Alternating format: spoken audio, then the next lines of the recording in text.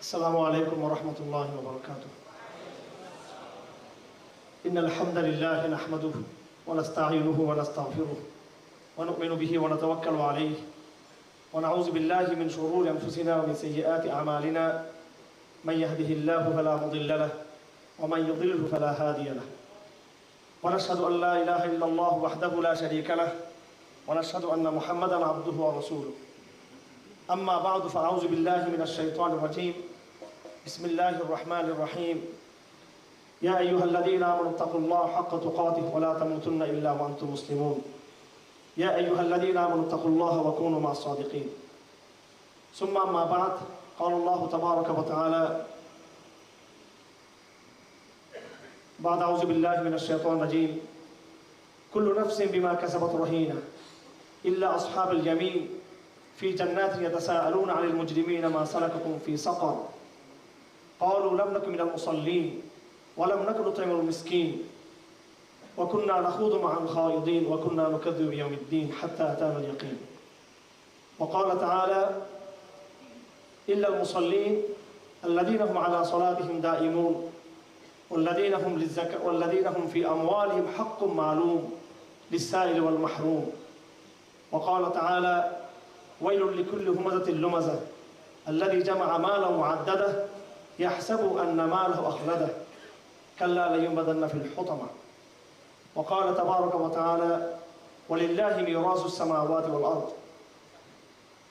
وعن النعمان بن بشير رضي الله تعالى عنه قال سمعت النبي صلى الله عليه وسلم يقول الحلال بين والحرام بين وبينهما مشتبهات لا يعلمهن كثير من الناس فمن اتقى الشبهات فقد استبرأ لدينه وعرضه إلى آخر الحديث. সম্মানিত উপস্থিতি, প্রথমত আমি আল্লাহ পাক শুকরিয়া আদায় করি, তিনি আমাদেরকে আজকের এই মহতি গুরুত্বপূর্ণ আয়োজনে একত্রিত হওয়ার তৌফিক দিয়েছেন কালেমার নিসবতে। আর যে দ্বিতীয় বিষয়টা আমাকে খুব বেশি আশান্বিত করেছে সেটা হলো আমাদের শ্রদ্ধাভাজন বড় ভাই, আমাদের উস্তাদ সমতুল্য শেখ হযরত মাওলানা মুফতি জসিমউদ্দিন রহমানী হাফিজাহুল্লাহ তাআলা, তিনি আমাদেরকে নির্দেশ করেছেন এখানে আসার জন্য। আমি প্রথমে মনে করেছিলাম এটা গতানুগতিক আয়োজন, সেজন্য আমার খুব বেশি আসলে আগ্রহ তো আছে, কিন্তু মানে ব্যস্ততার কারণে আর কি। কারণ চট্টগ্রামতে আমার আজকে প্রোগ্রাম, আমি আজকে প্রোগ্রাম ক্যান্সেল করে আসছি চিটাগাঙ্গে। আমার চট্টগ্রাম প্রোগ্রাম ছিল আজকে, একদম পূর্ব নির্ধারিত প্রোগ্রাম। তো যখন আমি শেখের সাথে আলাপ করলাম তখন বুঝলাম যে শেখ সরাসরি এই সংগঠনের সাথে কাজের সাথে তিনি ইনভলভ, আবার একটা বড় স্বপ্ন নিয়ে বড় পরিকল্পনা নিয়ে তিনি আগাচ্ছেন এদেশের তরুণ প্রজন্মকে নতুন একটা রাস্তা দেখানোর জন্য। আলেমদের সংস্পর্শে তরুণরা ঐক্যবদ্ধ থেকে দিনকে বিজয় করবে, দিনের সামগ্রিক কল্যাণ করবেন এবং এটাতে উনি সরাসরি যুক্ত থাকবেন, এটা আমার কাছে উনি ক্লিয়ার করেছেন এবং খুব অল্প ভাষায়। তখন আমি সিদ্ধান্ত নিলাম যে চট্টগ্রামে যে প্রোগ্রামটা আছে সেটা হচ্ছে আল কোরআন দার্সের প্রোগ্রাম, সব জেনারেল শিক্ষিত ভাইদের। তখন আমি তাদের সাথে কথা বলে তাদের প্রোগ্রামটা আমি একদিন আগে নিয়ে আসছি, অর্থাৎ গতকালকে করে ফেলছি আমি সেটা। অনেক কষ্ট হয়েছে আমার, আমি মানে গত 24-48 ঘন্টায় বিশ্রাম নিতে পারিনি, টাকা আসতে হয়েছে। চট্টগ্রাম আমাদের আরও অনেকগুলো দাওয়াতি কাজ ছিল, অনেকগুলো দাওয়াতি কাজের ফাঁকের মধ্যে আমি এটা গতকালকে পুরো ঢুকিয়েছি। তো এই স্যাক্রিফাইসটা আমি করেছি এই জন্য শুধু একটা কারণে, এটা আমি স্পষ্ট আপনাদেরকে বলতে চাই। সেটা হলো যে আয়াতটা আমি পড়েছিলাম কোরআন শরীফের, ইয়া আইয়ুহাল্লাযীনা আমানু তাকুল্লাহ ওয়া কুনু মা'আস সাদিকিন।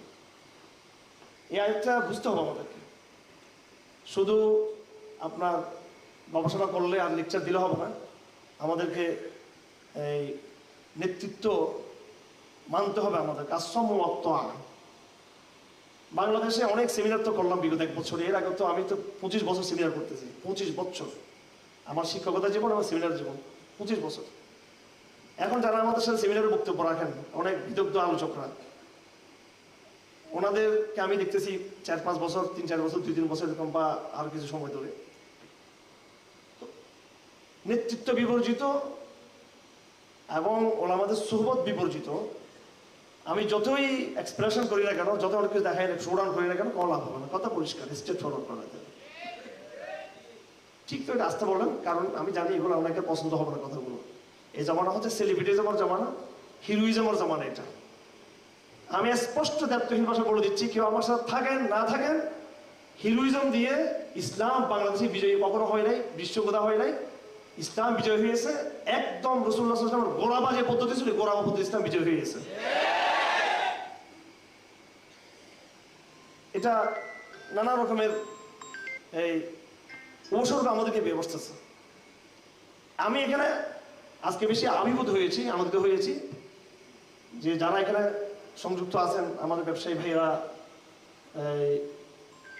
সমাজ, আমাদের বিদগ্ধ যারা সমাজসেবী ভাইয়েরা এবং দাওয়াতি ভাইরা, দিনদার তৌহিদপন্থী ভাইরা, আমার কাছে মনে হচ্ছে ওনারা সবাই শেখের নেতৃত্বে তারা ঐক্যবদ্ধ, যারা এখানে রয়েছেন আশেপাশে ডানে বামে যারা আয়োজক, যারা আর কি মোটামুটি এই সংগঠনের।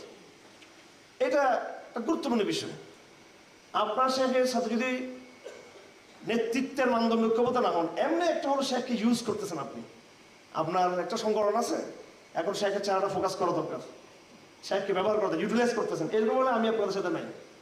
যদি আপনার শেখের নেতৃত্ব মানতে পারে তাহলে আমি আপনাদের সাথে আছি। এখানে যারা বিশেষ করে যারা আয়োজকরা আছেন,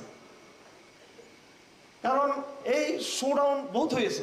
আর আলেমদেরকে ব্যবহার করা, ব্যক্তিদের, পরিচিত ব্যক্তিদেরকে ব্যবহার করে সেমিনার জমানো, জমকে দাওয়াত দিলে সেমিনার জমবে, এগুলো জসিমুদ্দিন রহমান সাহেবের সাথে এগুলো হয়েছে যে ওখানে উনি থাকলে তখন ওনার কিছু ভক্ত, ওনার ভক্তরা এখানে আসবেন। এই সমস্ত দুঃখজনক বিষয়গুলো, প্রবণতা, এগুলো বন্ধ করা উচিত আমাদের। ব্যবহার কেন করবো আলেমদেরকে?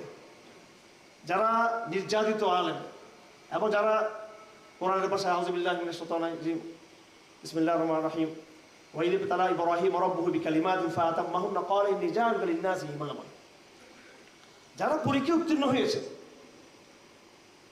যারা তাওহীদের আকীদার প্রশ্নে নিজেকে বিশুদ্ধ করেছে, এরপর জনগণকে তারা ডাক দিয়েছে এবং এই ডাক দিয়ে তারা নিজেরা নির্যাতিত হয়েছে, নিজের জীবনকে তারা ঝুঁকিতে ফেলেছে এবং ভবিষ্যৎ যাদের অজানা কি হবে না হবে, যাদের জীবনে ঝুঁকি রয়েছে তাওহীদের জন্য, যারা দীর্ঘ সময় কারাগারে ছিল এবং যাদের ওই পরিমাণ ইলম তাদের আছে যে ইলম দিয়ে তারা কখনো এই জাতিকে বিভ্রান্ত করবেন না ইনশাআল্লাহ, এবং তাদের ওই পরিমাণে কিয়ামুল লাইল আছে।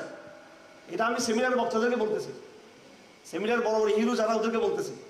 বিভিন্ন সময় যারা নিজেদেরকে ফোকাস করেন, ওয়াজ মাহফিলে, আলোচনা সভায়, সেমিনারে, কেউ লেখক হিসেবে, কেউ বক্তা হিসেবে, কেউ আলোচক হিসেবে, ওনাদেরকে বলতেছি নেতৃত্ব মানতে হবে ওদের যারা গভীর ইলমের পাশাপাশি কিয়ামুল লাইলের তাকওয়া যারা রাখেন, সুন্নতের যারা পাবন্দী আছে, যাদের মধ্যে জুহুদ আছে, তাকওয়া লাগবে, ইলমও লাগবে, এবং সাহাবাদের আদলে যারা হবেন রুহবানুল লাইল ফুরসানুন নাহার, দিনের বেলা ঘোড়সওয়ার মুজাহিদ এবং রাতের বেলা তারা দরবেশ আল্লাহ। এই গুণাবলীগুলো আপনারা শেখের মধ্যে পাচ্ছেন কি পাচ্ছেন এটা স্পষ্ট বলেন আপনারা। জসিমুদ্দিন রহমান সাহেবের গুণাবলী আছে কিনা? যদি না থাকে ওনার নেতৃত্ব মানার দরকার নাই। উনি খুব পরিচিত, খুব সেলিব্রিটি, এই জন্য ওনাকে মানতে হবে, এটা কেন? কেউ শুধু পরিচিত হওয়ার কারণে তাকে আমরা মানবো, এই একটা প্রবণতা ইদানিং শুরু হয়েছে। যেহেতু খুব ফেমাস, অনেক লাইক কমেন্ট, অনেক হিরো, এই জন্য তাকে রাখতে হবে। আমি এটা আসলে একমত না, এটা আমি পরবার বলি, এবং এটা আমি জানি আমার এই কথা দ্বারা কারা কারা কষ্ট পায় এটা আমরা বুঝি। এটা সর্বধারাতে শুরু হয়েছে, কওমি ধারা থেকে এগুলো ছিল না, এখন আমাদের মধ্যে এগুলো চলে আসছে আমাদের মধ্যে, এবং বিশুদ্ধবাদী সালাফি ধারার মধ্যে এটা ছিল না। বিশেষ করে যারা জিহাদকে ভালোবাসে, এখন আমাদের মধ্যে চলে আসছে এই সমস্ত বিষয়। তো তাকওয়া এবং ইলম এবং প্র্যাকটিক্যাল লাইফে স্যাক্রিফাইস, সব গুণাবলীগুলো যখন এক হবে এবং যতক্ষণ তিনি ওই কমিটমেন্টটা থাকবেন, তিনি যখন এই কমিটমেন্ট থেকে সরে যাবেন, আমরাও তার নেতৃত্ব থেকে আমরা সরে যাব। যতক্ষণ তিনি ওই কমিটমেন্টে থাকবেন, আমাদেরকে আশ্রম ওয়াত্তা করতে হবে আমাদেরকে। আমি আশ্রম ওয়াত্তা যেহেতু আপনাদের মধ্যে আমি লক্ষ্য করেছি আলহামদুলিল্লাহ, এই সংগঠনের মধ্যে আপনারা যেহেতু শেখের সাথে আছেন, সেই জন্য আমি এটাকে গুরুত্ব দিয়েছি। এখন আপনাদের কাজ হলো আপনারা এখানে ইস্তেকামত থাকা, যারা এই স্টেজের ডানে যারা বসে আছেন প্রথমত ওনাদের, এরপরে অডিয়েন্সে যারা আছেন, এরপর হচ্ছে তারা। আনসার বেশি লাগে না, হাওয়ারি বেশি লাগে না। 8জন 10জন হাওয়ারি যথেষ্ট ইতিহাসের মুখ পাল্টাই দেওয়ার জন্য। হাজার হাজার লাখ লাখ মানুষের সমাবেশ কখনো লাগে না। এমন হাওয়ারি হবে যারা একদম আদ্দিন ও নসিহা, যারা আমির আনুগত্য করবে এবং আমিরকে যারা সৎ পরামর্শ দিবে, যখন আমি সিদ্ধান্ত দিবে তার মতের বিপরীত তিনি সে মত থেকে মেনে নেবেন, এটা হচ্ছে আসসামু ওয়াত তাআ। এটা আসসামু ওয়াত তাআ না যখন আমার মতের সাথে মিললে তখন আমি আমির সাহেব, তখন আপনি আমির সাহেব। নিয়ন্ত্রণ করার প্রবণতা, নিয়ন্ত্রণ করতে হবে। হ্যাঁ, আমি দেখছি আমাদেরকে নিয়ন্ত্রণ পরিবার নিয়ন্ত্রণ করতে চাই। পরিবার মানে কি বলবো আর, আসলে বাবার মতো নিয়ন্ত্রণ করতে চায়, মা মায়ের মতো, বউর মতো নিয়ন্ত্রণ করতে চায়। ঠিক আছে, পারিবারিক আবদার। এখন দেখি যে দাওয়াতি ভাই বোনেরাও নিয়ন্ত্রণ করতে চায়। শিক্ষিত উচ্চশিক্ষিত অনেক ভাই বোনদের সাথে আমাদের কখনো কখনো একটু দূরত্ব হচ্ছে। নিয়ন্ত্রণ প্রতিষ্ঠা করা, অর্থাৎ আমার সিস্টেম মতো হলে তখন আপনি আমার আমির, তখন আপনি আমার সবকিছু, আর আমার এই ফর্মুলাতে আসলে তখন আমি আপনাকে আর মানতে পারবো না। এটা হচ্ছে ফাইজলামি, ভণ্ডামি ও শয়তানি। এটা পরিষ্কার নেতৃত্বের বিষয়ে হাদিসে আছে, হে রাসূলুল্লাহ, আপনার কাছে বায়াত দিয়েছি আমরা বিল মানসাতি ওয়াল মাকরাহি, যে বিষয় আমার মনে চাইতেছে, আমার ভালো লাগতেছে, সেই বিষয়ে আপনার আনুগত্য দিলাম।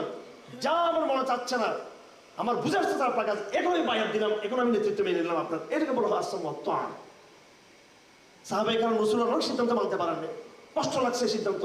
সূরা হুদাইবিয়ার মতো সিদ্ধান্ত আপনারা জানা আছে, কেমন একটা দেখতে আত্মঘাতী সিদ্ধান্ত মনে হচ্ছে, লাঞ্ছনাকর। এক একটা চুক্তির প্রস্তাব, এক একটা আর্টিকেল যেগুলো লেখা হচ্ছিল চুক্তির মধ্যে, এগুলো মানে একেবারে ইসলামকে মানে এত বেইজ্জতি, তার চেয়ে আর কোনো বেইজ্জতি ছিল না। সাহাবায়ে মানতে পারতো, সাহাবায়ে পাগল হয়ে যাচ্ছিলেন সাহাবায়ে কেরাম। এরপরে ওই যে হালত করার কথা আপনারা জানেন, অনেকে হালত করবেন না, রাসূলুল্লাহ তো নিজে যখন শুরু করলেন, সাহাবায়ে কেরাম এরকম তারা ওই আমাদের সামনে নজির পেশ করেছেন। হ্যাঁ, আমি একটা কাজ করতেছে, আমার পছন্দ হচ্ছে না, আমি মনে করতেছি এটা ভুল পথে যাচ্ছে, আমি পরামর্শ দিব। পরামর্শ দেওয়ার পরে এরপর আমি ইস্তেখারা করে সিদ্ধান্ত দিলেন, না আপনার মতের সাথে তার মত মিলে নেই, তিনি আরেকটা সিদ্ধান্ত দিলেন। এই জায়গায় আপনার দায়িত্ব হচ্ছে সবর করা, সবর করা। আমি তো আমার কথা শুনে নাই, যেহেতু তিনি আমার আমির, এই জন্য আমার দায়িত্ব সবর করা, যতক্ষণে তিনি শরীয়ত বিরুদ্ধে কোনো কাজ না করেন। আমি এর নেতৃত্ব বিবর্জিত সঠিক কাজ, দুনিয়াবি স্ট্র্যাটেজিক্যালি একটু সঠিক, এখানে কোনো বিপদ নাই মনে করেন, কিন্তু আমি এটা একা করতেছেন, ওই একা পথে শয়তান থাকবে, কিন্তু এর কারণে আপনি একা চলতেছেন, জমা বিবর্জিত পথ, এটা তো শয়তান থাকবে। আর কোনো আমির যদি কৌশলগত কোনো ভুল করে ফেলে, আমার কথা বুঝবেন ভালো করে, আদর্শিক ভুল না, আদর্শিক ভুল তো আল্লাহ ক্ষমা করবেন না, কৌশলগত কোনো ভুল করে ফেলেছে। উহুদের ময়দানে কি হয়েছে বলেন? উহুদের ময়দানে তো মুনাফিকরা প্রস্তাব দিছিল যে আমরা মদিনা থেকে বের হবো না। এই প্রস্তাবটা ছিল একেবারে কৌশলগত বাস্তব প্রস্তাব, এটা মুনাফিকদের প্রস্তাবটা। মুনাফিকদের কথা অনুযায়ী যদি সাহাবায়ে কেরাম ডিফেন্স করতেন মদিনায় বসে, তাহলে সমস্ত কাফের বাহিনী পরাজয় হইতো সেখানে। মুনাফিকরা বললো যে আমরা মদিনার বাইরে যাবো না, কিন্তু সাহাবায়ে কেরামদের মধ্যে যারা অতি উৎসাহী ছিলেন, বদরে যারা যেতে পারেন নাই, তারা চাচ্ছেন যে না, এবার একটা সুযোগ, আমরা বদরের মতো শহীদ হবো, বদরের মতো আমরা গাজী হব। তখন তারাই রসুলকে নিয়ে গেলেন। রসুল পরিষ্কার বুঝতেছেন এই সিদ্ধান্ত কিন্তু ক্ষতি হবে, কিন্তু এটা আমাদের। পরে আবার সিদ্ধান্ত পরিবর্তনের কথা আসলো, রসুল বললেন সাল্লাল্লাহু আলাইহি ওয়াসাল্লাম যে নবী যখন একবার তলোয়ার আর ঢাল পরিমাণে আর পিছপা হওয়ার সুযোগ নেই এখানে। এরপরে বদরের ময়দানে কি মাসুল ইসলাম দিয়েছে সেটা আপনারা জানেন। 3 বছর পর্যন্ত লাগাতার ইসলামকে কষ্ট পেতে হয়েছে। মদিনাতে মুনাফিকদের জয় জয়কার হয়ে গেছে। বদরের যুদ্ধের মুসলমানদের পরাজয়ের কারণে এমন ইসলামের ক্ষতি হয়েছে। বদর যুদ্ধে বিজয় ইসলামের যে লাভ হয়েছিল, উহুদ যুদ্ধে ইসলামের সেই ক্ষতি আমরা দেখতে পেয়েছি। বড় বড় সেফা সালাদেরকে আমরা হারিয়েছি এবং দাওয়াত এমন ডাউন হয়ে গেছে। এই উহুদ যুদ্ধের পরাজয়, উহুদ যুদ্ধের পরাজয়, আমি বদর বলছিলাম, বদর বিজয়ের, উহুদ যুদ্ধের এই পরাজয়, উহুদ যুদ্ধের এই পরাজয় খন্দক যুদ্ধকে নিয়ে আসছে, পর্বত চেনে নিয়ে আসছে। আমি তো মদিনায় গেছি, আবার আগে তো বুঝতাম না, ম্যাপটপ দেখি নাই। একেবারে খন্দক যুদ্ধ তো একবার মদিনার ভিতরে চলে গেছে। উহুদ যুদ্ধ হয়েছিল একটু মদিনার কিছুটা বাইরে, বদর তো অনেক দূরে। তো উহুদ যুদ্ধ করে এদের স্পর্ধাতে বেড়ে গেছে, ওরা একেবারে খন্দক যুদ্ধের নিয়ে আসছে, একদম একবার মদিনার কলেজের ভিতরে নিয়ে আসছে খন্দকের লড়াইটা। এই যে একটা থ্রেট ইসলামের জন্য তৈরি হলো, এবং খন্দক যুদ্ধে যে কোনো মুহূর্তে কয়েক ঘন্টার ব্যবধানে মদিনা রাষ্ট্র পতন হওয়ার সম্ভাবনা ছিল। বিশেষ করে যখন ইহুদিরা যখন নাকি বনি কুরাইজা যখন চুক্তি ভঙ্গ করলো, এমন একটা কঠিন মাসুল ইসলামকে দিতে হয়েছে। বছর পর বছর, মাসের পর মাস ইসলামকে এই ক্ষতিপূরণ মানে ক্ষতি স্বীকার করতে হয়েছে। পুরো খেলাফত রাষ্ট্র ধ্বংসের মুখে চলে গিয়েছিল, মুখোমুখি চলে গিয়েছিল। কিন্তু সাহাবে কেরামদের এই ভুলটা ছিল কোরআনের ভাষায়, আল ইমরানের ভাষায়, এই ভুলটা আদর্শিক ভুল ছিল না, এটা ছিল স্ট্র্যাটেজিক ভুল, এটা কৌশলগত ভুল, এটা পরিকল্পনাগত ভুল। ইসলামিক কোন লিডার যখন সে ভুল করবে, পরিকল্পনাতে ভুল করবে, প্ল্যানিংয়ে যখন ভুল করবে, স্ট্র্যাটেজিক ভুল করবে, কিন্তু তার অন্তরে ইখলাস আছে, তার ভিতর নেফাক নেই, তার ইমান পরিচ্ছন্ন, কাজ স্বচ্ছ তার ইমান, আল্লাহ পাক আলটিমেটলি শেষ পর্যন্ত তাকে সাহায্য করবে। আল্লাহ পাক নাম ধরে বলতে পারবো জামাত ইসলামী বাংলাদেশের, কোনো আফসোস নেই এটাতে, ওনাদেরকে পরামর্শের জন্য বলতেছি এটা। জাস্ট আমরা চাই ক্ষমতা কি হারুজা যাবে, ক্ষমতা বিএনপি যাবে, এরাই যাবে, জামাত বিএনপি, কেউ রাষ্ট্র ক্ষমতা যাবে, কেউ বিরোধী দল যাবে, কথা ঠিক কিনা? রহমান সাহেবকে এমপি হবেন নাকি, নাকি আমি এমপি হবো? কেউ ভাই তোমরা ক্ষমতা আমরা চাই, কারণ তোমরা গেলে অন্তত আওয়ামী লীগের চেয়ে তোমরা ভালো আমরা মনে করি, যাও সমস্যা নেই, এটা আপত্তি নেই। কিন্তু ওই তলে সন্তোষ সবার সাথে লিঙ্কিং করে বিএনপি করে ইসলামিক দলগুলো করে, এটা কিন্তু আমরা বরদাস্ত করবো না, বলে দিচ্ছি। খবর আছে কিন্তু এটা করে, বাংলাদেশটা আমি মনে করি না যে আপনাদের এখন নিজের মতো সবকিছু করতে পারবেন। তো এখন ইসলামিক দলগুলোর কথা বলি, এখানে সমস্যাটা কি? কৌশল কত নিপুণ ওনাদের। আমি একটা দলের নাম নিয়ে ফেলছি, স্মার্ট ব্যাংক, প্রতিষ্ঠান, স্কুল, কত কিছু। হ্যাঁ, এত কিছুর পরও না ভারত তাদেরকে পাত্তা দিচ্ছে, না আমেরিকা, না জনগণের মধ্যে একটা অবস্থা তৈরি হচ্ছে। কেন? আপনি যতই, আমরা আসলে আজকে অডিয়েন্সে কোনো কারো সমালোচনা করতে চাই না, জাস্ট ডিসকাশন করতেছি এই বিষয়গুলো। আরো কথা বলি, ইখওয়ান মুসলিমের পরিকল্পনা, প্ল্যানিং, এদের যোগ্যতা, এদের স্কিল, এদের মেধা, এদের বিভিন্ন এক্সপেরিমেন্ট, এদের বিভিন্ন এক্সারসাইজ, এগুলো তো আপনি কল্পনা করতে পারবেন না। এইভাবে অনেকগুলো কার্যক্রম বিভিন্ন দলের, শেষমেশ কিন্তু আলটিমেটলি কিন্তু বিজয় কিন্তু অর্জন হয় নাই, বিজয় কিন্তু অর্জন হয় নাই। শুধু নিজের কৌশলকে শেষ চূড়ান্ত মনে করা, এটা ভুল। এটা আমি এই কথাগুলো বলতেছি আমাদের জেনারেল শিক্ষিত ভাইদের মধ্যে এবং আলেমদের মধ্যে, একাংশ আলেমদের মধ্যেও বারবার একটা কথা, যে আমাদেরকে হিকমত মতো চলতে হবে, আমাদেরকে কৌশল চলতে হবে, কৌশল করে চলে শেষ পর্যন্ত পরাজিত হতে হবে। কিন্তু আর কৌশল ছাড়া, কৌশল যে ইসলামের তার কৌশল থাকবে, কিন্তু কৌশলটা ভুল হয়ে গেছে, হঠাৎ করে কৌশল ভুল হয়ে গেছে, কিন্তু আপনার মধ্যে নেফাক নাই, আল্লাহ কখনো আপনাকে দমিয়ে দিবেন না। একটা সময় আপনি আবার জেগে উঠবেন। আপনি, এটা হাদিসের ভাষা, আল্লাহ রসুল হাদিসে বলছেন যে মুসলমানদের উদাহরণ হলো এই ক্ষেতের মতো, লতার মতো, সবসময় বাতাস খেলাধুলা করে, কিন্তু দিন শেষে কিন্তু সে কিন্তু গোড়া থেকে উৎখাত হবে না।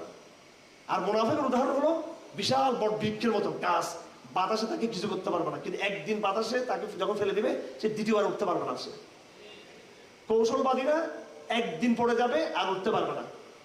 আর নরমবাদী যারা একটু ঢিলাঢালা টাইপের, কিন্তু ইমান শক্ত, তাকওয়া শক্ত, আমল শক্ত, দিনের বুঝ আছে, কৌশলে একটু হয়তো ভুলটুল করে, আল্লাহ পাক ওয়াল্লাহি এই কাফাল ইমাম মাহদী পর্যন্ত চলে যাবে।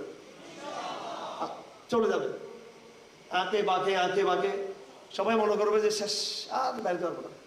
আমাকে ইন্ডিয়ান এই গুপ্তচর, এই সন্তোষ শর্মা যে বস ছিল, ডক্টর নীতিশ বলতেছে, तुम तो जेल से कभी भी नहीं निकल सकोगे, तुम्हारी सारी जिंदगी जेल में रहने पड़ेगा। 1-2 साल के अंदर हसीना को अल्लाह ताला ने इंडिया में भेज दिया है। हमारा বলতেছে হাসিনার খাইয়ে বলতেছে যে তুমি আর কখনো বেরোতে পারবে না। এখন আলহামদুলিল্লাহ আল্লাহ আমাকে মুক্ত করছে, আর এই সন্তোষ শর্মা চোরের মতো সে এখন বেরোতে পারবে। সে এখন নিজেকে একদম সর্বক্ষণ ভয় করে, কোন দিকে হারুন নেজার লোকজন আসে আমার করে। হ্যাঁ, তো এই কথা লম্বা হয়ে গেল। আসলে আমার আজকে বিষয় হচ্ছে অর্থনীতির বিষয়, সময় তো এখানে শেষ করে ফেললাম। এটা কিন্তু গুরুত্বপূর্ণ বিষয়। আজকের এই সেমিনারের লোকজন কেমন হলো, এটা হচ্ছে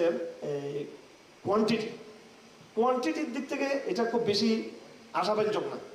কোয়ান্টিটি বড়, এটার চেয়ে আরো বড় সেমিনার আমরা ঢাকায় করছি, সামনে আমরা করব।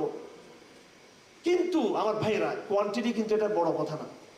এই সেমিনারের সবচেয়ে বড় কোয়ালিটি হলো এখানে যারা আয়োজকের সমস্ত, আমি যতটুকু মনে হচ্ছে আমি আল্লাহ আমার ধারণাকে সত্য করুক, এটা ভুল না হোক, এই আয়োজকরা সবাই শেখের সাথে জামাবদ্ধ, সম্ভবত একদম জামাবদ্ধ, এবং এটা শেখের নিজের প্রোগ্রামটা। যদি এটা হয়ে থাকে তাহলে আমিও আপনাদের সাথে জমাবদ্ধ। যদি এরকম হয়ে থাকে আমি আপনাদের একজন সদস্য ইনশাল্লাহ। এটা শুধু মুখে না, এটা কাজেও ইনশাল্লাহ প্রমাণিত করার চেষ্টা করবো ইনশাল্লাহ। আমরা আলিমানের সদস্য। এখানে আমরা দেখবো না যে আমরা কয়জন আছি, আমরা দেখবো যে আমরা জমাবদ্ধ কিনা, একজনকে আমরা মানি কিনা, একজন মুরব্বী আছে কিনা, আশ্রমত করি কিনা। ওরা আমাকে বলতেছে যে আপনাকে আসতে হবে। আমার এমন একটা প্রোগ্রাম রেখে আমি চিন্তা করলাম যে এটা তো পুরো কমিটমেন্ট ভেঙে যাবে, পরে ওরা চাপ দিচ্ছে জানা আসা যাবে না এটা করতেও। তখন আমি চিন্তা করলাম যে কি ফাইছে না আমাদের। আমি একটু মশওয়ারা বসলাম তৎক্ষণাৎ। তো কেউ বলতেছে যেহেতু শেখ মুরব্বী ওনারা এখানে যান, কেউ বলতেছে যেহেতু চট্টগ্রামের প্রোগ্রাম আপনি ওয়াদা দিয়েছেন এখানে যান। পরে আমি সমস্ত মশলা ভেঙে দিয়ে আমি এই 24 ঘন্টা আধ্যাত্মিক সাধনা চলে গেলাম। আমরা কি করা যায় এখানে। পরে আলহামদুলিল্লাহ 24 ঘন্টার ভিতরে সমাধান বের হয়ে গেল। কাজী ইব্রাহিম সাহেব উনি চট্টগ্রামে গেছেন। তো পরে ওই দিন আমাদের আমরা একসাথে প্রোগ্রাম করছি। আমি বলছি হজরত আপনি কি যাবেন নাকি চিন্তা করবো? বল ঠিক আছে, আমার তো আজকে কালকে যেতে ফ্লাইট, আমি আজকে চলে দেবো, আজকে যাই। উনি আমার ওই প্রোগ্রামে রাজি হয়ে গেলেন। তখন আমি ফাঁকে 1-2 ঘন্টার সাথে উনিও যুক্ত, আমি যুক্ত হয়ে গেলাম। একবার অলৌকিক কাণ্ড করে গেছেন এটা, অলৌকিকভাবে হয়েছে এখানে আসাটা। নাহলে কিন্তু এরকম একটা নির্ধারিত প্রোগ্রাম, এটাকে ভেঙে এখানে আসা কিন্তু এইভাবে সহজ ছিল না এটাকে। তো এটা কেন হয়েছে? যেহেতু আমি আমার একজন আমার বড় ভাইকে, আমি আমার একজন শেখ, আমার মুরব্বীকে আমি গুরুত্ব দিয়েছি যে উনি আমার মুরব্বী। একজন ওই এক যিনি মুরব্বী, যিনি আমি, যিনি শেখ, যিনি শ্রদ্ধার পাত্র, উনি একজন এক পাল্লায়, আর সাধারণ কর্মীরা এক পাল্লায়। কথা ঠিক কিনা? কারণ আল্লাহ সবসময় আনুগত্যের কথা বলে। তো ইনশাল্লাহ আপনার সাথে কয়জন আছে এটা আপনার দেখার বিষয় না। যারা আয়োজকরা আছেন আপনারা আপনাদের এখলাসটাকে আরো গভীর করার চেষ্টা করবেন, আপনাদের আনুগত্যকে আরো গভীর করার চেষ্টা করবেন। শেখদের চেয়ে বেশি বুঝার বা আমি বেশি বুঝি, আমার অনেক এলম, আমি ইন্টারনেটে অনেক কিছু ঘাঁটি, এই সমস্ত এগুলো করা ঠিক না। আমি মক্কা মদিনাতে অনেক বাংলাদেশি ভাইদেরকে পেয়েছি আলহামদুলিল্লাহ। ওনারা প্রচুর প্রযুক্তি বুঝেন। ওনারা দুঃখ করতেছে বাংলাদেশে যে আমরা দেশ থেকে বহুত দূরে আছি। কিন্তু আমরা একটা কথা বুঝতে চাই, সেটা হলো ওরা আলহামদুলিল্লাহ সৌদি আরব, আমরা যেটা মনে করি যে সৌদি আরবটা পুরা আমেরিকায় কিনে ফেলছে, আসলে সেটা না। সৌদি আরব কি জিনিস এটা আগামী 20-25 বছর দেখবেন আপনারা, আরো আগে দেখতে পারবেন আপনারা এটা কি জিনিস। ইমাম মাহাদির কত বড় খাটি এটা সৌদি আরব। মানুষের কলজে ইমান আছে কিন্তু ওখানে। কিন্তু আল্লাহর বিশেষ পদ্ধতি একপদ্ধতি আল্লাহ এইভাবে সিস্টেম করে রাখছে কিছু দালাল গোষ্ঠী দিয়ে। কিন্তু কোনো এক সময় কিন্তু ইমানের একটা জাগরণ হবে, এটা হবে ইতিহাসের শেষ জাগরণ, মক্কা মদিনার আরবের শেষ জাগরণ, এবং এরপরে মাহাদি চলে আসবে ইনশাআল্লাহ। তো আমাদের অনেক বাংলাদেশি ভাইরা যারা আলহামদুলিল্লাহ বড় মুত্তাকি, অনেক মজলুম ছিল বা অনেকে, তারা এই কথা বললো যে অফলাইনে তারা সবাই সোহবত প্রাপ্ত, তারা ওখানকার যারা মুত্তাকি শেখদেরকে তারা সোহবতে আছে, এলম শিখতে চর্চা করতেছে।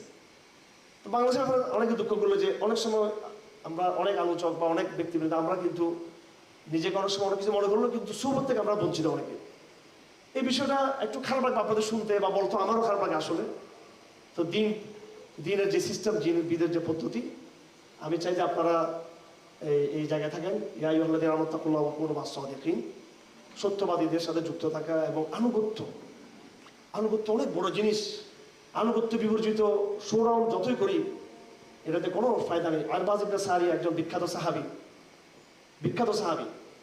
আমি খুব সচেতনভাবে কথাগুলো বলতেছি। আমি জানি আমার যে নির্ধারিত সাবজেক্ট অর্থনীতি, এটা নিয়ে আমার অর্থনীতি আমার শুধু আজকের সাবজেক্ট না, অর্থনীতি আমার একেবারে, আমি পাকিস্তানে যে ইফতা পড়েছি আপনারা জানেন, তৌকিস বানি সাহেব একজন অর্থনীতিবিদ।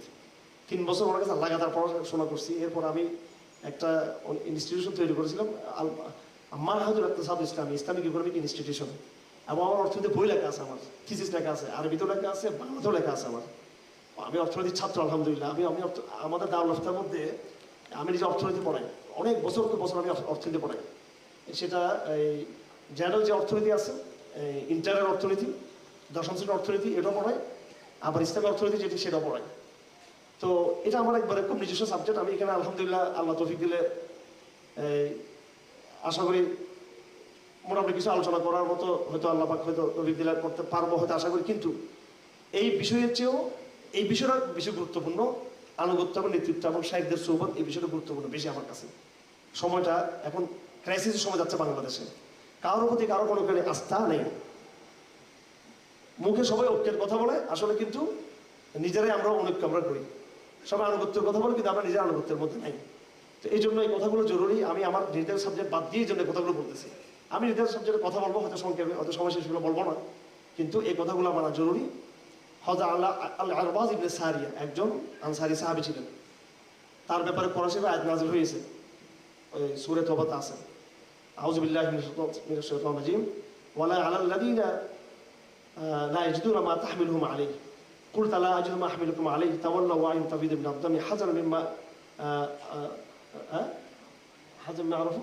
হাজার মিম্মা তারা হাজানা আল্লাহ ইয়াজিদু মা ইউনফিকুন। আল্লাহ পাক এই সাহাবী সম্পর্কে বলতেছেন, আমি যারা তবুকের যুদ্ধে যারা যেতে পারবে না বা জিহাদের ময়দানে সেখানে অসুস্থ রোগী, এদেরকে ক্ষমা, এদের কোনো সমস্যা নেই, ওইসব সাহাবাদের কোনো সমস্যা নেই যারা তোমার কাছে এসে বলেছে আমি জিহাদের ময়দানে যাব। আল্লাহ রাসূল বলতেছে তোমার কাছে অস্ত্র নেই, ঢাল নেই, তরবারি নেই, টাকা নেই, সওয়ারি নেই, তুমি গরিব, তোমাকে নিতে পারবো না। তাওয়াল্লাউ আ'ইনুহুম তাফিদু মিনাদ দামি হাজারান আল্লা ইয়াজিদু মা ইউনফিকুন। তখন সে পিছনে চলে কান্না করতে লাগলো, জিহাদের ময়দানে যেতে পারবে। তার কান্না আল্লাহ পাক দেখে ফেলছেন উপর থেকে, আল্লাহ পাক তাকেও মুজাহিদদের মর্যাদা দিয়েছেন। এই সাহাবী রওয়ায়াত করেছেন, সাল্লাল্লাহু বিনা রাসূলুল্লাহ সাল্লাল্লাহু আলাইহি ওয়াসাল্লাম একদিন রাসূলুল্লাহ আমাদের সাথে নামাজ পড়লেন। ফাকবাল আলাইনা বিওয়াজহিহি, নামাজের পর রাসূলুল্লাহ আমাদের দিকে দাঁড়ালেন, আমাদের সামনে হয়ে তিনি আমাদের দিকে দিক করে তিনি কথা বলতে শুরু করলেন।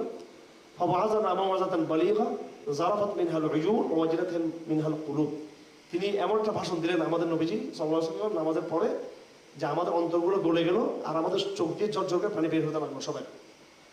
ফাকাল আহাদুম মিন্না, আমাদের একজন বলল, ইয়া রাসূলুল্লাহ কাআন্না হাযি মাওয়াযাতু মুওয়াদ্দি'in ফাআউসিনা। ইয়া রাসূলুল্লাহ সাল্লাল্লাহু আলাইহি ওয়াসাল্লাম, আপনি আমাকে একটু, আপনি যেভাবে আজকে আবেগ নিয়ে কথা বলতেছেন, মনে হচ্ছে আপনি আমাদেরকে বিদায় দিবেন। আপনি হয়তো দুনিয়া থেকে কিছুদিন পরে বিদায় নেবেন, তো আপনি আমাদেরকে কিছু বিদায় কিছু ওসিয়ত বলেন, আপনি আমাদের কিছু ওসিয়ত করেন ইয়া রাসূলুল্লাহ। বক্তব্য শেষে আপনি কিছু আমাদের ওসিয়ত করেন, মনে হচ্ছে আপনাকে আমরা বেশি দিন পাবো না, আপনার যে আবেগ প্রবণ কথা দ্বারা বুঝতেছি আপনাকে আমরা বেশি দিন নাও পেতে পারি। ফাকাল রাসূলুল্লাহ সাল্লাল্লাহু আলাইহি ওয়াসাল্লাম, তখন রাসূলুল্লাহ উত্তর দিলেন, ভাষণের মধ্যে বক্তব্য রাখলেন আর একটু, সেটা হলো উসীকুম বিতাকওয়াল্লাহ ওয়াস-সাম'i ওয়াত-তাআ। আমি তোমাদের ওসিয়ত করতেছি তোমরা তাকওয়ার উপর থাকবা, ওয়াস-সাম'i ওয়াত-তাআ, এবং তোমরা আনুগত্যের মধ্যে থাকবা, তোমরা আনুগত্যের মধ্যে থাকবা। রাসূলুল্লাহ সাল্লাল্লাহু আলাইহি ওয়াসাল্লাম যিনি ইন্তেকাল করবেন, এই কয়েকদিন অসুস্থ ছিলেন, বারবার ইশারা দিচ্ছেন হযরত আবু বকরের ব্যাপারে, যে মুরু আবু বকর বিস-সালাহ, আবু বকরকে বলো যেন সে যেন নামাজ পড়ায়। তো হযরত আবু বকর যেহেতু নরম মানুষ, উনি নামাজের মধ্যে কাঁদতেন, কান্নাকাটি করতেন, ওনার দিল ছিল নরম। নরম ব্যক্তি নেতৃত্ব দিতে পারে না, নরম ব্যক্তির কাছে এসে মানুষ ক্ষমা চাইলে ক্ষমা করে দিবে, জালেমদের শাস্তি দিতে পারবে, চুলে হাত কাটবে কেমন উনি, তো নরম মানুষ উনি। হয়তো আম্মা এসে বলতেছেন আমার বাবা নরম, উনি তো নামাজ পড়ার যোগ্যতা রাখে না। তিনি হাফসাকে দিয়ে বলাইতেছেন যে ওমর হচ্ছে একেবারে শক্তিশালী, কলজির বড় আছে, সাহসী মানুষ, উনি ইমামতি করলে ভালো হবে। এটা শুনে রাসূলুল্লাহ খেপে গেছেন রুহের মধ্যে, কি শুরু করছে, আমার কথা মানতেছ, আমার কথা আবার পরামর্শ দিচ্ছ, আমি যা বলি তা হবে, আবু বকর ইমামতি করবে। তার মানে আবু বকরের নেতৃত্ব রাসূলুল্লাহ ইশারা দিয়ে তিনি প্রতিষ্ঠা করে গেছেন। তো আল্লাহ রাসূল বলতেছেন আলাইকুম বিস-সাম'i ওয়াত-তাআ, তোমাদেরকে আনুগত্য করতে হবে। ফাইন্নাহু মান ইয়া'শ মিনকুম বা'দি ফাসায়ারা ইখতিলাফান কাসীরা, কারণ আমি যখন দুনিয়াতে চলে যাব, আমার পর যারা থাকবা তোমরা ইখতিলাফ দেখবা। ফাআলাইকুম বিসুন্নতি ওয়া সুন্নাতিল খুলাফায়ে রাশিদিন মাহদিয়িন, তোমরা খোলাফাদের সুন্নাহ, আমার সুন্নাহ, এটাকে ধর্মা বেদাত থেকে তোমার বাঁচার চেষ্টা করবা। তো এই বিষয়টাতে আপনাদেরকে আসতে হবে। হঠাৎ করে পুরো বৈশ্বিক একজন নেতৃত্ব, একক নেতৃত্ব এটা প্রতিষ্ঠা হবে না। হঠাৎ করে সারা বৈশ্বিক একজন আমির মুমিনিন, এটা তামকিনের প্রশ্ন আছে, এগুলো একসাথে হবে না। আঞ্চলিকভাবেও একজন এইভাবে হয়তো হবে না, কিন্তু এমন জমা হওয়া উচিত অন্তত যারা যারা বিশুদ্ধবাদীরা নিজেদের মধ্যে হলো অন্তত যারা কোরবানিওয়ালা যারা আছে ওনাদেরকে আগে বাড়িয়ে নেতৃত্বের বায়াত আমাদের নেওয়া উচিত। হয়তো বায়াত যদি আমরা পারিপার্শ্বিক করে নাও নিতে পারি, মনে মনে আমরা যে আমরা ওদেরকে মানি, উনি আমাদের আমির, উনি আমাদের জিম্মাদার মাসউল, এভাবে আমাদের ধরে নিতে হবে। আবার সেটা কোনো চালাকি নাম ব্যবহার করা, হ্যাঁ, তারপরে এই জাস্ট সৌজন্যতা দেখালাম, এই যে তাবলীগ জামাতের যে একটা বিশাল দ্রুত তৈরি হয়ে গেছে আমাদের সাথে, এটা আমি নাম না নিয়ে পারিলে, আমি আসলে নাম না নিলে আমি বুঝাতে পারি না অনেক কথা, ওই যে এই জন্য আমি কথাগুলো বলে ফেলি। আমার মনে করি আপনি নাম নিলে নাম নিজে বুঝানোর জন্য এটা সত্য কথা বলে ফেলা উচিত। তো এই আমার বন্ধু ছিল খুব দুষ্ট, খুব বুদ্ধিমান, আবার খুব চালাই করতেন। তো তো এক ভাই আছে, তবলিগি ভাই রাগটা করিয়েন না, আমার দাদা হচ্ছে তবলিগের প্রতিষ্ঠাতা চিটাঙ্গে, ঠিক আছে, আমাদের ব্লাডে তবলিগ রয়েছে আমাদের। তো আমি এখনো সমস্ত আধুনিক প্রজন্মকে বলি যারা তৌহিদবাদী, কিছু সময় যারা তারা তবলিগের সময় দেয়, অবশ্যই আমি আপনাদের লোক, একবারে 100 আমি তবলিগের লোক, কিন্তু মানে আমার দাওয়াত, আমার জিহাদ, আমার আকিদার পাশাপাশি আমি কিন্তু তবলিগেরও কিন্তু মানুষ। তো আমার দুষ্ট বেগের বলে এক জায়গায় গেছিলাম, তো ওনারা শিখে দিয়েছেন যে আনন্দে একরাম করতে হবে। তো ওরা হাসে, তো দুষ্ট বলতেছে, বল ওরা হাসে, বলে হাসা যে কলিজা থেকে আসে না, মানে এটা এমনি লোক, মানে এক ভাই ভাবের মন্তব্য করতেছে আর কি। তা আমি আমার তাকে বলছি, ভাই তোমরা নাকি আমাদের কাছে যখন আসো এটা কলিজা থেকে হাসা নিচে আসে না, এটা নাকি এমনি দাঁত থেকে বাইরে করে একটু দেখানোর জন্য এরকম নাকি আসলে। আমি বলে দিয়েছি আমার তাদের, না আমার দুষ্ট বলছে তোমাদের ব্যাপারে এরকম, তোমরা নাকি একটু দাঁতটা বাইর করো, হাসা মানে একটা আলমকে সম্মান করে একটু মন থেকে একটা হাসা নিয়ে আসা ভাব। তো এই যে ছোটবেলা থেকে যেতাম তো বলিগে, বড় বড় আলম থেকে দেখতাম, কিছু মনে করবেন না, এটা বলার দরকার। আজকে কেন সংঘাত তৈরি হলো, রক্তক্ষয়ী সংঘর্ষ হয়ে গেল, লাশ পড়েছে তো বলিগের জামাতের নামে। এই আলামত করে 30-40 বছর আগে আমাদের চোখে ধরা পড়ছে। শাহুল হাদিসে বসে আছে, বলে যেহেতু এক সাল লাগায় নাই, চিলা লাগায় নাই, এটা উসুলের মধ্যে নেই আলমদেরকে বক্তব্য দেওয়া। এটা ইলিয়াস রহমতুল্লাহ কথা বলা নেই যে আলম ওয়াজ করতে পারবো না এরকম। আলমদেরকে ময়দান ছেড়ে দিবেন, মেম্বার ছেড়ে দিবেন, আলমের জন্য কিসের চিল্লা, আলমের রাস্তার দরকার আরো বেশি দরকার, এটাও আমি বিশ্বাস করি। মুফতি ফয়জুল রহমতুল্লাহ বলতেন আলমদের সবার গ্যাস হওয়া দরকার, কিন্তু আওয়ামের উচিত সাথে সাথে আলমদের জন্য ময়দান ছেড়ে দেওয়া, চেয়ার ছেড়ে দেওয়া। আলেমের কাজ হচ্ছে, প্রথম কাজ হচ্ছে আলেমের কাজ হচ্ছে সে আল্লাহকে ভয় করবে। আলেমের একটু ভুল, এটা পুরো জাতির ভুল, এটা আলেমের শাস্তি বেশি এর জন্য, এটা আলেমকে বুঝতে হবে। কিন্তু আলেমের দায়িত্ব হলো আলেমকে চেয়ার ছেড়ে দেওয়া, আর আলেমের দায়িত্ব হচ্ছে নিজে অহংকার না করে, আমি আলেম, আমি এই অহংকার না করে আলেম বিনয়ী হবে আলেম। সালাফের ওলামা কেরাম যেভাবে ছিল। কিন্তু আওয়াম যদি নিজেকে মনে করে যে আমার এই সমস্ত এই কৌশল উসুল এর ভিতরে আমি আলেমকে ব্যবহার করবো ফিল্টারে ঢুকাইয়া, ও তো শয়তান সাওয়ার আছে তার উপরে, এগুলো করে হবে না যে আমি ইউটিলাইজ করতে চাই অমুক শেখকে তমুককে। এই জন্য যারা আনুগত্য করবো মন থেকে, মন খুলে আমরা আনুগত্য করবো। সেমিনার ওনার নাম দিলে লোক আসবে এই জন্য না, বরং তিনি যেমন সেমিনারের দায়িত্বশীল, তিনি আমার দাবিদের কার্য দায়িত্বশীল, তার কাছে মশওয়ারা নিব, আর আমার কাছে মশওয়ারা নিব। যদি আমি ভাব ধরি এমন যে আমি জেনারেল শিক্ষিত, হ্যাঁ আমি জেনারেল শিক্ষিত, আমি জেনারেল বিষয়টা পারি, আমি বিজ্ঞানও বুঝি, ইংরেজিও পড়তে পারি, আমি আবার হুজুররা যে বখারি মুসলিম ওইটাও আমি বুঝি, আবার এইরকম যদি ভাব ধরে ফেলেন আওয়াম ভাইয়েরা, তাহলে কিন্তু এটা আত্মঘাতী। কিন্তু কালকে ডক্টর কাজী ইব্রাহিম সাহেব বলতেছে, আপনারা নিজেকে যত কিছু মনে করেন না কেন, 10 জায়গার মধ্যে 9 জায়গায় ঠিক করবেন, কিন্তু এমন একটা জায়গায় এমন ভুল করবেন আসাকে ধ্বাস করে পরে একেবারে গায়েব হয়ে যাবেন একেবারে। এটা মনে কিছু কষ্ট পাই না আপনারা। এই বাংলাদেশে পরিবর্তন ঘটবে আলেম আওয়াম দুইটা মিলে হবে। কিন্তু এটা শুধু আলেমরা যদি মনে করে আসবিয়ত মনে করে, এটা কিন্তু বনি ইসরাইলের আখলাক। কিন্তু বনি ইসরাইলের আলেমরা নিজেদেরকে আল্লাহ মনে করতো, ওরা মনে করতো আমরা হিরু, আমরা আল্লাহ নির্বাচিত, আমাদেরকে তারা পাত্তা দিত না। এবং খ্রিস্টানদের রাহেবরা নিজেদেরকে অনেক কিছু মনে করতো। বর্তমান জমানায় আলেমদের মধ্যে অনেক সমস্যা, এটা আমরা নিজেরাই বলি। আলেমদের অডিয়েন্সে আমরা বলবো আলেমদের কি কি সমস্যা আছে, এবং এটা বলি আমরা, বইও আছে, মুফতি ফয়জুলের কিতাবও লেখা আছে, ইজহারুল মুনকারাতুশ শাইআ ফিল জালসাত ওয়াল মাদারিসির রাইজা লেখা আছে। আলেমদের বিরুদ্ধে ব্যাপারে লেখা আছে সংস্কারগুলো, এটা আলেমদের ব্যাপার।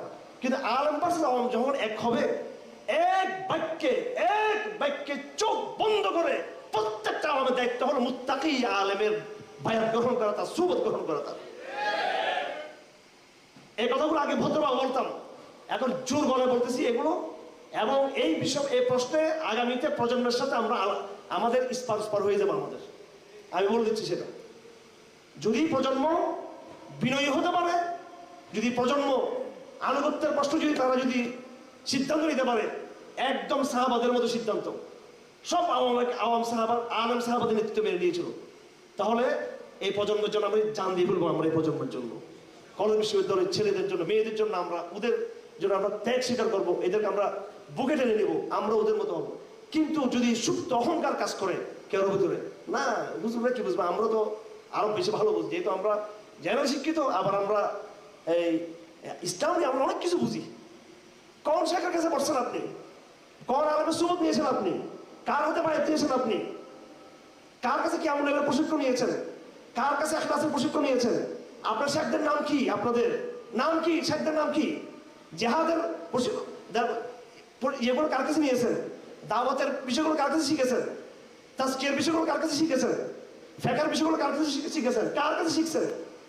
এক একজন ব্যক্তির পিছনে 8 জন 10 জন বড় ব্যক্তি সোহবত দরকার। একজন ব্যক্তির নাম বলেন বড় উঁচু মাপের সালাফের তরিকার মধ্যে যারা আছে এরকম যে তার সুবত আপনার কাছে আছে। আমি হারুন রেজার, আমার পরিচয় আমি আপনাকে দিচ্ছি। মানুষ আমাকে বলে তৌফিক ইসমাইলের ছাত্র, মানুষ আমাকে বলে এই যোগ্যতা সেটা পারিবারিক বংশ এমন গোড়ার ডিম। আমি এখনো পর্যন্ত আমি আল্লাহ জানে আমি কি আমি নিজেকে ভালো চিনি।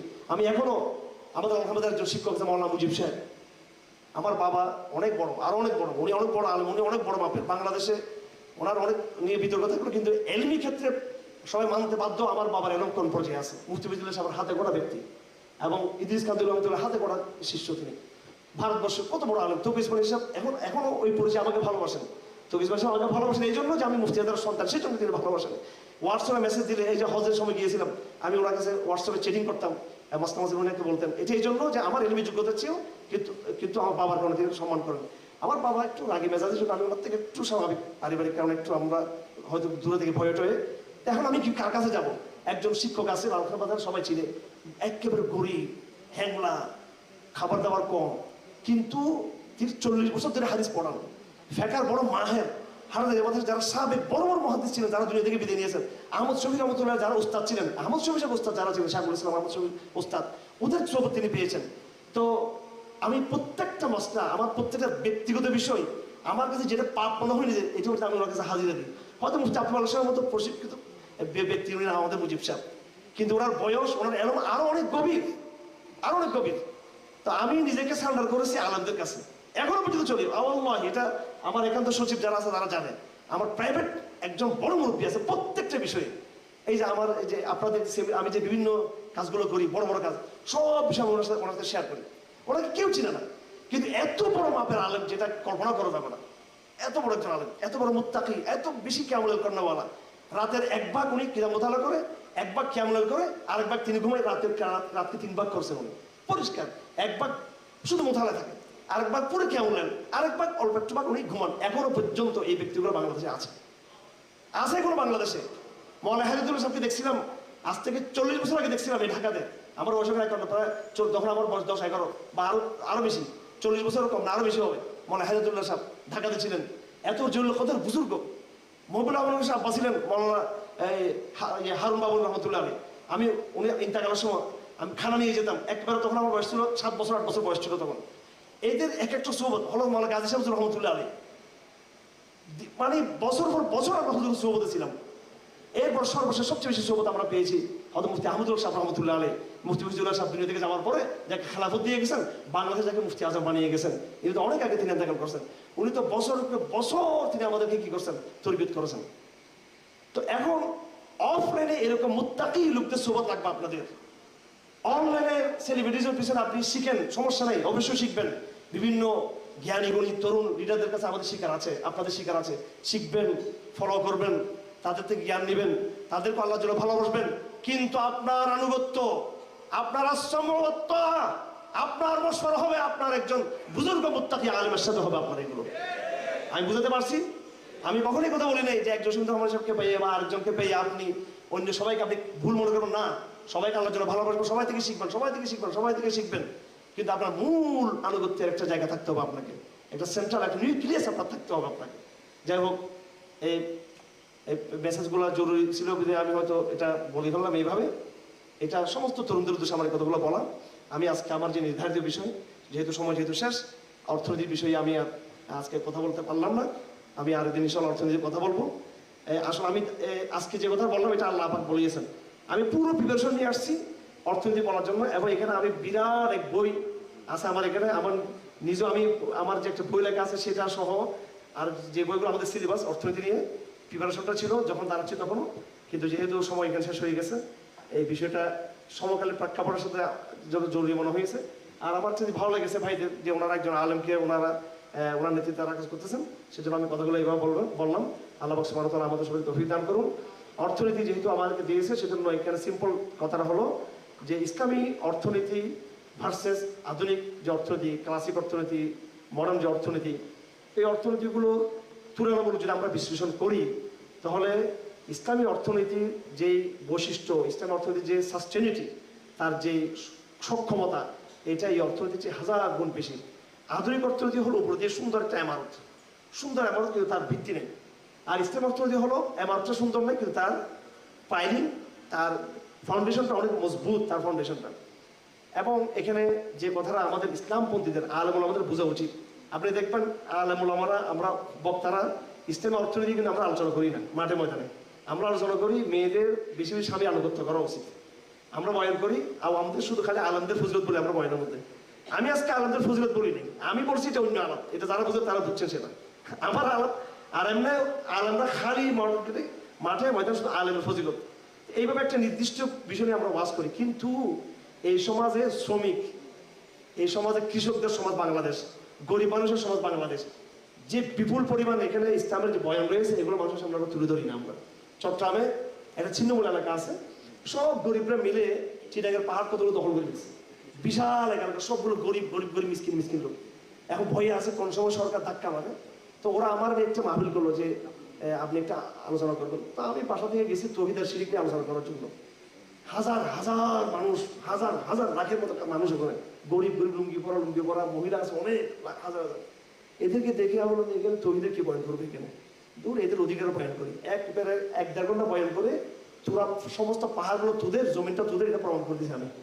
হ্যাঁ, কারণ এই আল্লাহর জমির গরিবদের খাস সরকারি বলতে কোন জায়গা নেই। কিসের সরকারি জায়গা? আমার পরিষ্কার এই রাষ্ট্রকে বলে দিচ্ছি আমরা, এখানে সরকারি জায়গা ওই সময় হবে যেদিন এদেশের সর্বশেষ গরিব নাগরিক সেও যেদিন 1 খণ্ড জমির মালিক হবে, এ বাঁচতে তারপরে রেলওয়ে, তারপরে আর্মি, তারপর গভর্নমেন্টের জায়গা হবে এখানে। এর গভর্নমেন্টের কোনো জায়গা নেই এর আগে জনগণের। হয়তো ওমর রাদিয়াল্লাহু তাআলা সাহাবাদের মধ্যে যারা বেশি জমিদার ছিল তাবিঈন বা ওই যুগে সব হিসাব নিতেন, হিসাব দাও, কারোর বিশাল জমিদারিত্ব, কারোর কোনো জায়গা নেই। আমার পরিবার বা আমার দাদা, এগুলো আপনার অবাক হয়ে যাবে। চট্টগ্রাম শহর আমি দেখাবো আপনাদেরকে কি বিপুল পরিমাণ তাদের সাম্রাজ্য জমিদারিত্বের। কিন্তু আশরাফ আলী রহমাতুল্লাহ আলাইহি সৌবতে গিয়ে আমার ছোট দাদা, তো আমার আব্বা এখান থেকে বেরিয়ে আসছেন। বেরিয়ে এসে আলহামদুলিল্লাহ আল্লাহ পাক আমাদের হারাম থেকে রক্ষা করে দিতেন। অনেকবার রক্ত আমার হারাম ঢুকতো, আর আমি এখন হইতাম আওয়ামী লীগের একটা ক্যাডার, আমি নইলে বিএনপির নেতা হইতাম একটা, যদি ওই জমিদারিত্বের সিস্টেম থাকতো। এই জমিদারিত্ব পথের ইসলামে নাই। অর্থনীতির বিষয়টা নিয়ে আমাদেরকে আলাপে নিয়ে আসতে হবে আলেমদেরকে। কেন আলাপ আনতে হবে আমি শেষ করে দিচ্ছি। এই যে দেখেন সুরে, যে সমস্ত সুরেগুলো আমরা পড়ি কোরআন শরীফে, একদম ওয়াইলুল লিকুল্লি হুমাজা, খুব পরিচিত সুরা না এটা? ওয়াইলুল লিকুল্লি হুমাজাতুল লুমাজা আল্লাযী জামাআ মালান ওয়া আদ্দাদা ইয়াহসাবু আন্না মালাহু আখলাদা। এখানে আল্লাহ পাক সুবহানাহু ওয়া তাআলা একেবারে মাল এবং অর্থনীতির কথা বলছেন এখানে, এবং ধমক দিয়েছেন যারা নাকি সম্পদকে জমা রাখে তাদের উপর ধমক দিয়েছেন।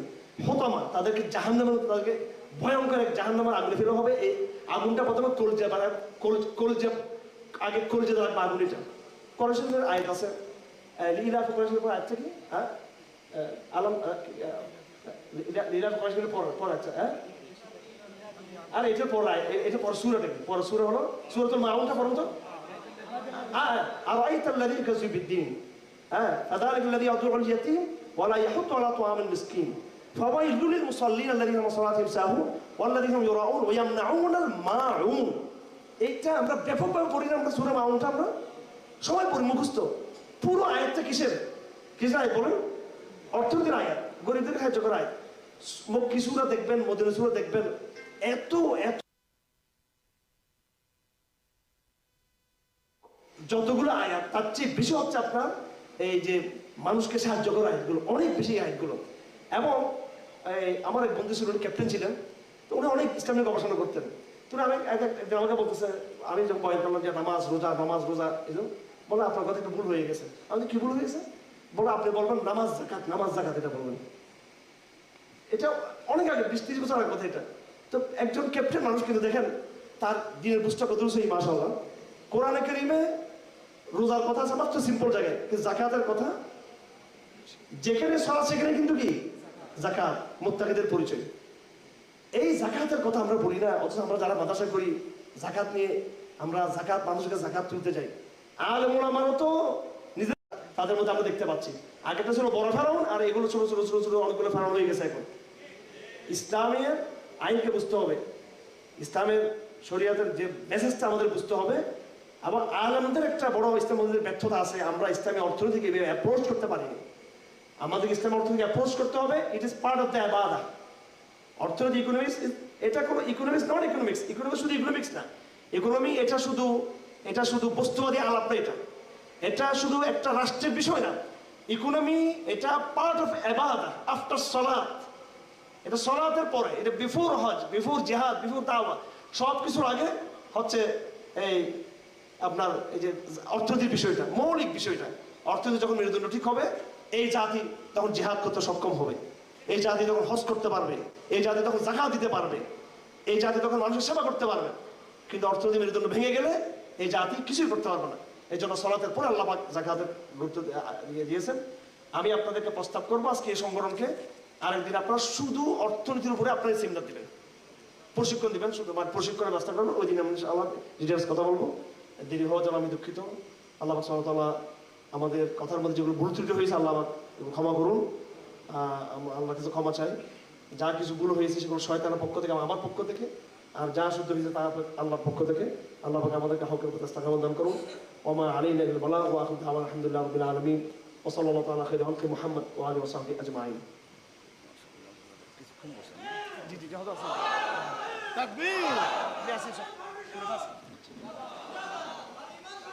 আসসালামু আলাইকুম ওয়া রাহমাতুল্লাহি ওয়া বারাকাতুহু। আপনারা কয়জনে এ পর্যন্ত বই হাতে নিয়েছেন? একটু হাত উঁচু করলে খুশি হব। মাশাআল্লাহ। যে ভাইরা নিতে পারেন না, হয়তো তাদেরকে আগে বলা হয় নাই, প্রস্তুতি ছিল না। আমরা যদি এখন তাদেরকে আজকের মতো ফ্রি দেই, পরে হয়তো তারা আদায় করে দেবে ইনশাআল্লাহ। না দিলে আমরা তাদেরকে মাফ করে দেব। তো আপনাদের কোনো আপত্তি আছে? তাহলে আমি মনে করি যে ভাইরা নিতে পারে না, আমাদের কিন্তু বইকে ফিরিয়ে দিবেন। কারণ দার্স, এটা দার্সের নিয়ম হচ্ছে কেতাব হাতে থাকবে, ছাত্র আপনারা এখন। আর একটা কথা আমি বলি, আসলে আল ঈমান ফাউন্ডেশন কোনো সংগঠন না, এটা তালিম এবং খেদমা নিয়ে একটা সংস্থা। যে কাজটা আমি আগেও করেছি আলহামদুলিল্লাহ, আপনারা জানেন। আপনারা সারা বাংলাদেশ না, পুরো দুনিয়াতেই আমাদের কিছু ভাইরা আছে যারা দাওয়াতি কাজ করছেন। তো আমার দাওয়াতের কিছু পদ্ধতি ছিল, সেটা হলো যে বিষয়ে দার্স দেব ওটা সকলের হাতে শীট দিয়ে দেওয়া, এরপরে দার্স দেওয়া, যাতে করে আপনিও গিয়ে দার্স দিতে পারেন। মতো এটা আপনাকে ওয়াজ করা না, আমার কিছু কর্মী তৈরি করা, দাঁড়ি তৈরি করা। তো আপনার কাছে যাতে একটা স্থায়ী এলেম থাকে, এটা আমি শুধু আপনাকে বুঝিয়ে দেবো আপনি কেমনে কাজ করবেন। তো সেই মানসিকতায় কাজ করা। দ্বিতীয় বিষয় হচ্ছে, আপনি আমাদের শায়েখ মুফতি হারুন ইজহার হাফিজাহুল্লাহ তাআলা, তিনি কতগুলো গুরুত্বপূর্ণ কথা বলেছেন। প্রথম একটা সংশয় নিরসন করি, এটার কোনো আসলে সুনির্দিষ্ট কোনো কমিটি নেই আমাদের। যদিও এখানে প্রচার হয়েছে যে সেক্রেটারি জেনারেল অমুক বাইজা, আমরা একটা সুরার মাধ্যমে কাজ শুরু করেছি, আগেও ছিল এরকম। রাজনৈতিক কোনো সংগঠন না, এখানে আপনারা আলেম ওলামাদেরকে যুক্ত করব, কিন্তু আমি যুক্ত করার আগে মূলত কাজ শুরু করি। আপনারা হয়তো জানেন যে একটা পত্রিকা অনুমোদন পাওয়ার আগে কয়েকটা কপি ছাপতে হয়। তো আমরা কাজের মাধ্যমে দেখতে চাই যে আমাদের সঙ্গে কারা যুক্ত হচ্ছে, কোন ওলামায়ে কেরামরা আমাদের সহযোগিতা করবেন, কোন ভাইরা আমাদের থাকবেন। ঠিক এদের থেকে আমরা তাদেরকে জওহার মণিমুক্ত পাবো, এদেরকে বাছাই করে নিব। কাজেই এটা আপনারা মনে রাখবেন যে এখন পর্যন্ত এর কোনো চূড়ান্ত কমিটি হয় নাই, এটা পরিষ্কার মনে রাখবেন। ইনশাআল্লাহ আমরা কাজের মাধ্যমে দেখব কারা আমাদের সঙ্গে কাজ করে, তাদের কোয়ালিটি কি, তারা ইখলাস কতটুকু আছে। এর মাধ্যমে আমরা ওলামায়ে কেরাম এবং আপনাদের থেকে যারা মুখলিস যুবক আছেন, মুরব্বীরা আছেন, এরকম লোকদের সমন্বয়ে একটা আমরা শুরা কমিটি গঠন করব। তো ইনশাআল্লাহ সেটা আরও অনেক পরে, আরও কয়েকটা দার্স দেওয়ার পরে। বইগুলো কি হাতে চলে গেছে সবাই? আমরা জাযাকাল্লাহ ধন্যবাদ জানাই আমাদের মুফতি হারুন ইজহার সাহেবকে। আসলে ওনার প্রোগ্রাম ছিল অনেক আগের ঠিক করা। তো আমি যখন ওনাকে বললাম, তো ওনার যে প্রোগ্রাম সেট করে সে অনেক যোগাযোগ করে তারপর নিয়েছিল, তারপরে কিছু জটিলতা ছিল, এরপরে উনি কষ্ট করে এসেছেন। আমি আন্তরিকভাবে তাকে জাযাকাল্লাহ জানাই। আল্লাহ সুবহানাহু ওয়া তাআলা তার এই কষ্টকে কবুল মঞ্জুর করেন, আমিন। তো এখন আমাদের মুআজ্জাজ মেহমানরা যারা থাকবেন, থাকতে পারেন, থাকলে খুশি হব। আমাদের দার্সের পদ্ধতিটা দেখবেন, আর যদি কারো কাজ থাকে যেতে পারেন। তো বই মেহমানের হাতেও দিয়ে দেন। বই কিছু সামনে এদিকে পাঠান।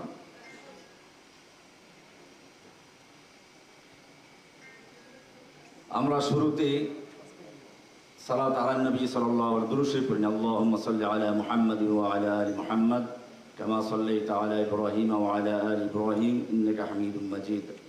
আল্লাহুম্মা বারিক আলা মুহাম্মাদ ওয়া আলা আলি মুহাম্মাদ কামা বারাকতা আলা ইব্রাহিম ওয়া আলা আলি ইব্রাহিম ইন্নাকা হামিদুম মাজিদ।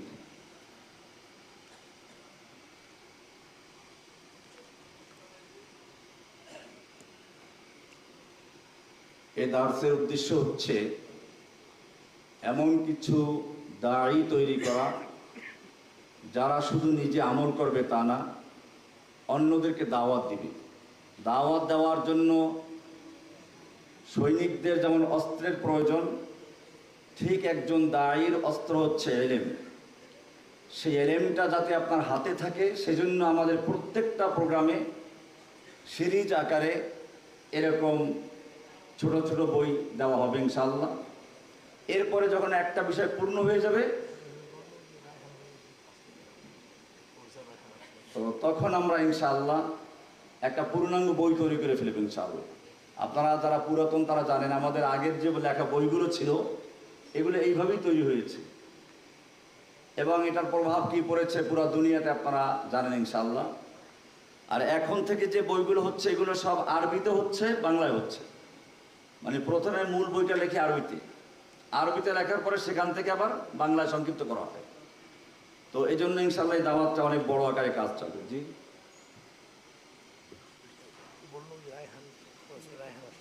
আচ্ছা আচ্ছা, আমাদের মাঝে আসলে একজন মুআজ্জাজ মেহমান আছেন, প্রফেসর ডক্টর রায়হান ভাই।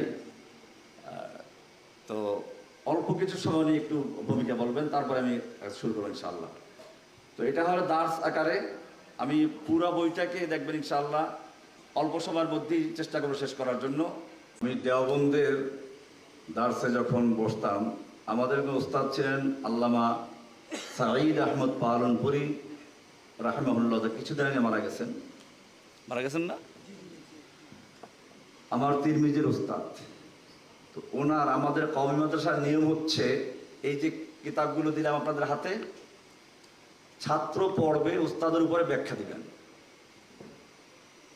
তো ওনার দার্সে ইবারত পড়ার জন্য অনেক শর্ত ছিল, ভয়ে অনেকেই পড়তে যায় না। তো পরে উনি একদিন বললেন, ভাই हर एक को पढ़ने के लिए मौका दे दो, उनमें जिसको जौहर पाएंगे उसको चुन लेंगे। সবাইকে পড়ার সুযোগ দাও, এর মধ্যে যাকে আমি মণিমুক্তা পাবো তাকে আমি বাছাই করে নিয়ে নেব। আল ইমান ফাউন্ডেশনের যাত্রা আসলে এভাবেই, আমরা সকলকে সুযোগ দেব ইনশাআল্লাহ। এই দেখেন আমি আসলে এই ভাইয়ের সাথে পরিচয়, এটা আমার দুর্ভাগ্য, আসলে আমি চিনি আসলে হারুন ভাইয়ের মাধ্যমে পরিচয় হয়েছে। তো ইনশাআল্লাহ চলতে গেলে এরকম অনেক ভাইদেরকে পাওয়া যাবে। আমি মূলত সেই জওহরগুলো তালাশ করছি, খুঁজে বেড়াচ্ছি। ইনশাআল্লাহ যখন এই জওহরগুলো সব একত্র হবে তখন ইনশাআল্লাহ একটা বড় ধরনের শুরা কমিটি করে দেশব্যাপী আমরা মাঠে নামবো ইনশাআল্লাহ। আর এই দার্সগুলো কি এটা আপনারা একটু বই পাইলেই চলবে না, কারণ দেখেন আল্লাহ চাইলে একটা কোরআন শরীফ পাঠিয়ে দিতে পারতেন, পাঠাইছেন নাকি? রাসূল পাঠাইলেন কি জন্য? কিতাবুল্লাহর সাথে রাসূলুল্লাহ কি আছে? কিতাবুল্লাহর সাথে এখানে আসবে আলোচনা করব। এই জন্য আপনারা একটা বই দেখলে হয়তো নিজেও পড়তে পারবেন, তাহলে আমাকে পড়াবার কি দরকার? এটা পড়ানোর পরে বুঝবেন কি দরকার ইনশাআল্লাহ। তো আপনারা ইনশাআল্লাহ এখন মনোযোগ সহকারে প্রত্যেকে মনে মনে নিয়ত রাখবেন, আমি এখন ছাত্র। এখন কি সবাই? আর আমি এখন ওস্তাদ, মান না মান বাই তারা মেহমান, মানেন বা না মানেন, আমি এখন ওস্তাদ হয়ে গেছি আপনাদের। আপনারা সবাই এখন ছাত্র, ঠিক আছে কিনা ইনশাআল্লাহ? আচ্ছা, তাহলে যদি মেনে নেন তাহলে আমরা শুরু করি। শিখ ওখান থেকে যেখান থেকে আল্লাহ সুবহানাহু ওয়া তাআলা শুরু করেছেন। আল্লাহ সুবহানাহু ওয়া তাআলা যখন এই পৃথিবীতে মানব সৃষ্টি করার জন্য পরিকল্পনা করলেন, আল্লাহ তাআলা ফেরেশতাদেরকে জানিয়ে দিলেন, ইন্নী জাইলুন ফিল আরদি খলিফা, আমি পৃথিবীতে আমার খলিফা পাঠাতে চাই। এই আয়াত থেকে বোঝা গেল যে প্রতিটি মানুষ সৃষ্টিগতভাবে খলিফা, কিন্তু এত যদি খলিফা হয় তাহলে তো সেই বাংলাদেশের জনগণের মতো জনগণ সকল ক্ষমতার মালিক। এত মালিক হলে তো সবাই রাষ্ট্র চালাতে পারবে না। সেজন্য গণতান্ত্রিক প্রক্রিয়া কি করা হয়, এই জনগণ ভোট দিয়ে নিজের সার্বভৌম ক্ষমতাটাকে হস্তান্তর করে এমপির কাছে। তখন পুরা জনগণের ক্ষমতাটা এমপিদের হাতে চলে যায়। এই কারণে সেখানে 300 লোক বসলে আইন পাস হয়, আর এখানে যদি আপনি 1000 লোক বসলে আইন পাস হবে না। কারণ আপনি ভোট দিয়ে ক্ষমতা ওদের হাতে দিয়ে দিয়েছেন, এখন আপনি খালি আব্দুল হয়ে গেছেন। এই যে জনগণের ক্ষমতা, এখানে সমস্ত মানুষকে মালিক বানানো হলো, ইসলাম এটা সমর্থন করে না। ইসলাম বলে সবাই খলিফা। এখন এখানেও একটা সমস্যা, যদি সবাই খলিফা হয় তাহলে চলবে কি করে, নিজাম ইন্তজাম কি করে ঠিক থাকবে?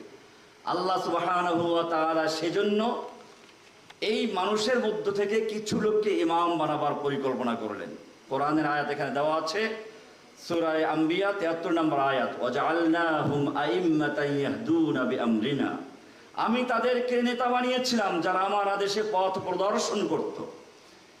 এই হলো ইমাম।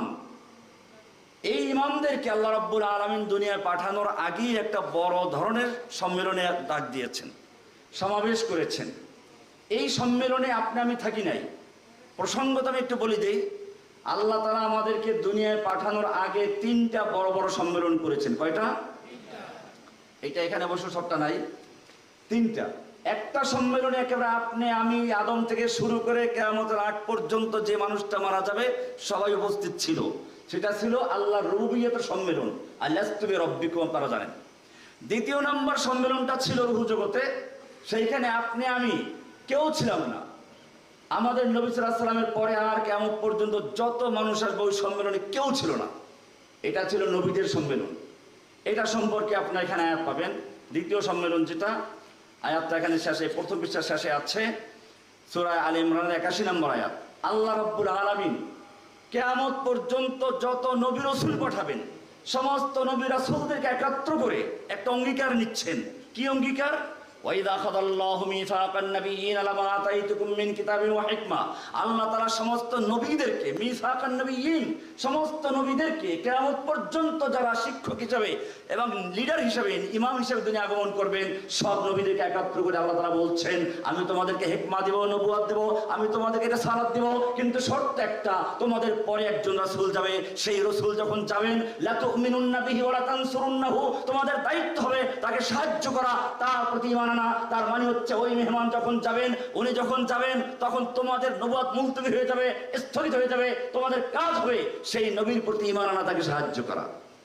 আল্লাহ বললেন, আকরারতুম, মেনে নিচ্ছ তো? যদি মেনে নাও, ওয়াখাযতুম আলা যালিকা ইসরি, পাকা ওয়াদা করো। ক্বালু আকরারনা, বলা হ্যাঁ মেনে নিচ্ছি। ক্বালা ফাশহাদু ওয়া আনা মাআকুম মিনাশ শাহিদিন। সবাই বলল আমরা মেনে নিলাম। আল্লাহ বললেন আমি সাক্ষী রইলাম। আমি এটাকে একটা উদাহরণ দিয়েছি এখানে।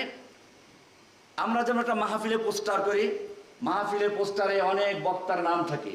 প্রধান বক্তার নামটা হেডলাইনে বড় অক্ষরে থাকে, নিচের দিকে ছোট ছোট অনেক বক্তাদের নাম থাকে। মাহফিল যখন শুরু হয়ে যায়, নিচের দিক থেকে এক এক বক্তা আসতে শুরু করলো, বক্তব্য দিচ্ছে, আর সকলেই ভূমিকা দিয়ে বলে যে প্রধান বক্তা পরে আসবেন, উনি সমাপনী বক্তব্য দিবেন। ঠিক তেমনি ভাবে আল্লাহ রাব্বুল আলামিন পৃথিবীকে তাওহীদের মাহফিলের জন্য সাজিয়েছেন। এখানে বক্তাদের তালিকা তৈরি করেছেন নবী রাসূলগণ। সেই নবী রাসূলদের প্রথম হেডলাইনে যে ব্যক্তির নাম ছিল তিনি হচ্ছেন মুহাম্মদুর রাসূলুল্লাহ সাল্লাল্লাহু আলাইহি ওয়াসাল্লাম। এরপরে তারপরে অনেক নবীদের নাম ছিল, আদম থেকে শুরু করে ইব্রাহিম পর্যন্ত, ইব্রাহিম থেকে শুরু করে মুসা, ঈসা থেকে সব নবীদের নাম ছিল। মাহফিল শুরু হয়ে গেল, একের পর এক বক্তা আসতে শুরু করলেন। আস্তে আস্তে এক পর্যায়ে বক্তা আস্তে আস্তে ইব্রাহিম আলাইহিস সালাম পর্যন্ত আসলেন। এবারে প্রধান মেহমান আসবে, বড় মেহমান আসবে, তার জন্য মঞ্চের প্রয়োজন। আল্লাহ সুবহানাহু ওয়া তাআলা ইব্রাহিমকে বললেন, আমার মেহমান আসবে যে সে বিশ্বব্যাপী মহাবিশ্বের মহান নেতা হবেন, তার জন্য একটা মঞ্চ তৈরি করতে হবে। সে মঞ্চটাও হতে হবে বিশ্বের মাঝখানে। আল্লাহ সুবহানাহু ওয়া তাআলা বলছেন, ইব্রাহিম আলাইহিস সালাম পিতা পুত্র মিলে সেই ঘর তৈরি করেছেন। ইরশাদ হচ্ছে সূরা আলে ইমরানের 96 নম্বর আয়াত, ইন্না আউয়ালা বাইতি উযিআ লিন-নাসি লাল্লাযী বিবাক্কাতা মুবারাকান ওয়া হুদাল লিল আলামিন। হুদাল লিল আলামিন, মহাবিশ্ববাসীর জন্য হুদান। শুধু বিশ্ববাসী না, আলামিন, মহাবিশ্বের জন্য হেদায়েতের কেন্দ্র হিসাবে আল্লাহ রাব্বুল আলামিন এই ঘর তৈরি করার জন্য ইব্রাহিম আলাইহিস সালামকে দায়িত্ব দিলেন। ইব্রাহিম ঘর তৈরি করলেন, ঘর তৈরি করে মেহমান, সম্মানিত মেহমানকে দাওয়াত দিতে হয়, মেহমান আসবে তারপরেও তাকে দাওয়াত দিতে হয়, এটা তার একটা সম্মানের বিষয়। ইব্রাহিম আলাইহিস সালামকে দিয়ে দোয়া করালেন, রব্বানা ওয়া বা'আস ফীহিম রাসূলাম মিনহুম ইয়াতলু আলাইহিম আয়াতিক, হে আমার রব তুমি আমার সন্তানদের মধ্যে একজন রাসূল পাঠাও। আমি তোমার জন্য ঘর তৈরি করেছি, তোমার জন্য মসজিদ তৈরি করেছি, মাদ্রাসা তৈরি করেছি, শিক্ষক নাই, ইমাম নাই, মাদ্রাসা চলবে কি করে, কে পড়াবে? আল্লাহ রাব্বুল আলামিনের কাছে দোয়া করলেন। আল্লাহ রাব্বুল আলামিন সূরা জুমার 2 নম্বর আয়াতে বললেন, ওয়াল্লাযী বা'আসা ফিল উম্মিয়িনা রাসূলাম মিনহুম, হ্যাঁ কবুল হয়ে গেছে, আমি তোমার সন্তানদের মধ্যে রাসূল পাঠাবো যার কাজ হবে শিক্ষা দেওয়া, নেতৃত্ব দেওয়া। এই কারণেই নবীরা আসতে শুরু করলেন, আস্তে আস্তে নেতৃত্ব দিচ্ছেন, শুধুমাত্র ধর্মীয় নয়, রাজনৈতিক নেতৃত্ব। আল্লাহ রাসূল সাল্লাল্লাহু আলাইহি ওয়াসাল্লাম বলেছেন, কানাত বনু ইসরাঈলা তাসুসুহুমুল আম্বিয়া কুল্লামা হালাকা নাবিয়্যুন খালাফাহু নাবিয়্যুন আখার। বনি ইসরাঈলের রাজনৈতিক নেতৃত্ব দিত নবীগণ। যখনই কোন একজন নবী মারা যেতেন, সঙ্গে সঙ্গে আরেকজন নবী তার জায়গায় চলে আসতো। জেনে রাখো, আমার পরে আর কোন নবী আসবে না, খলিফা আসবে। আমি সে আলোচনা একটু পরে আসছি। নবীরা নেতৃত্ব দিত। আপনারা জানেন, এই যে খ্রিস্টানদের গির্জা যে কেন্দ্রিক যে এটা অনেক দিন পর্যন্ত ছিল, চালু ছিল, এটা বেশি দিন আগে হয় নাই। তাও গির্জার যারা পাদ্রী ছিল তাদের দুর্নীতি, তাদের অপকর্ম, এই কারণে শেষ পর্যন্ত রাষ্ট্রকে ধর্ম থেকে আলাদা করা হয়েছে। নতুবা পৃথিবীর একেবারে নিকট অতীত পর্যন্ত এই ধর্মীয় ভাবেই নেতৃত্ব দেওয়া হতো, পৃথিবীর রাজনৈতিক এবং ধর্মীয় আলাদা করা হয় নাই। আল্লাহ রাসূল সেটাই বলেছেন, কানাত বনু ইসরাঈলা তাসুসুহুমুল আম্বিয়া, বনি ইসরাঈলদের নেতৃত্ব দিত নবীগণ। কুল্লামা হালাকা নাবিয়্যুন খালাফাহু আখার, যখনই কোন একজন নবী মারা যেতেন, আরেকজন নবী তার জায়গায় এসে স্থলাভিষিক্ত হতেন। হাদিসটি বুখারীর 3455, মুসলিমের 1842 নম্বর হাদিস। এইভাবেই নবীদের ধারাবাহিকতা চলছে, নেতৃত্ব দিচ্ছেন। আমাদের প্রধান মেহমান আসবেন একেবারে আগের মেহমান আমাদের। আজকে যেমন হারুন ইজাজ সাহেব বক্তব্য দিলেন, তো এরকম ভাবে আসলেন। আমি তো আজকে প্রধান মেহমান এমনি না করলে হয়ে গেছে, এই জন্য বললাম আর কি। এটা কোনো অহংকারের বিষয় না, এটা বাস্তব যেটা হয়ে গেছে আর কি, উদাহরণস্বরূপ বললাম আর কি। আমাদের নবীর আগের নবী হযরতে ঈসা আলাইহিস সালাম আসলেন। আয়াতটা এখানে দেওয়া আছে, আপনারা দেখে নেবেন। কোরআন পরিষ্কার বলে, সূরা সাফ 6 নম্বর আয়াত। আপনারা বইগুলো মিলাবেন, বইগুলো প্রত্যেকে বই খোলা রাখবেন। ওয়াইদ ক্বালা ঈসা ইবনে মারইয়াম ইয়া বনি ইসরাঈল ইন্নী রাসূলুল্লাহি ইলাইকুম, হে বনি ইসরাঈল আমি তোমাদের কাছে রাসূল হয়ে আগমন করেছি। মুসাদ্দিকাল লিমা বাইনা ইয়াদাইয়া মিনাত তাওরাত, আমার পূর্বে যে কিতাব রয়েছে তাওরাত আমি তার সত্যায়ন করছি। ওয়া মুবাশশিরাম বিরাসূলিন, আমি তোমাদের সুসংবাদ দিচ্ছি রাসূল সম্পর্কে, ইয়াতি মিন বাদি, যিনি আমার পরে আগমন করবেন, ইসমুহু আহমদ, যার নাম হবে কি? উল্লেখ্য যে আমাদের নবীজির নাম আসমানি আহমদ। আসমানি কি? আসমানবাসীর কাছে, ফেরেশতাদের কাছে আমাদের নবীর নাম কি? জমিনে মুহাম্মদ। জমিনে কি? আরশে আহমদ, ফরশে মুহাম্মদ। আরশে আহমদ, একটু নোক্তা বলে দেই। আহমদ মানে হচ্ছে সর্বাধিক প্রশংসাকারী। তার মানে আমাদের মানুষের মধ্যে মাখলুকাতের ফেরেশতারা, জিনেরা, যত মাখলুক আল্লাহর প্রশংসা করেছে। জিনেরা প্রশংসা করেছে, শেষ করতে পারে নাই। ফেরেশতারা প্রশংসা করেছে, বলেছে ওয়ানাহনু নুসাব্বিহু বিহামদিকা ওয়া নুকাদ্দিসু লাক, আমরা আপনার হামদ করি, সানা করি, প্রশংসা করি, শেষ হয় নাই। হাজার করে, সজার করে, গাছ করে, মাছ করে, পশু পক্ষী সবাই করে আল্লাহর জিকির করছে। আল্লাহ বলছেন তুসাব্বিহু লাহুস সামাওয়াতুস সাবউ ওয়াল আরদু ওয়া মান ফীহিন্না, গোটা আসমান, জমিন, চন্দ্র, সূর্য, গ্রহ, নক্ষত্র, এর মধ্যে যা কিছু সব আল্লাহ তাসবিহ করে। যত তাসবিহ করুক, সমস্ত তাসবিহ একত্র করলে সবচেয়ে বেশি যে তাসবিহ করেছেন তিনি হচ্ছেন আহমদ, তিনি হচ্ছেন দুনিয়াতে মুহাম্মদ।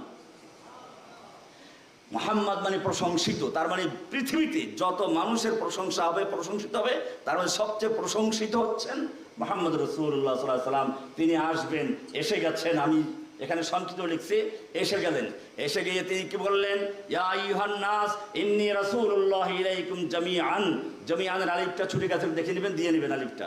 সূরা আরাফ 158 নম্বর আয়াত ঘোষণা করলে আমি বিশ্ববাসীর কাছে রসুল হিসেবে আগমন করেছি।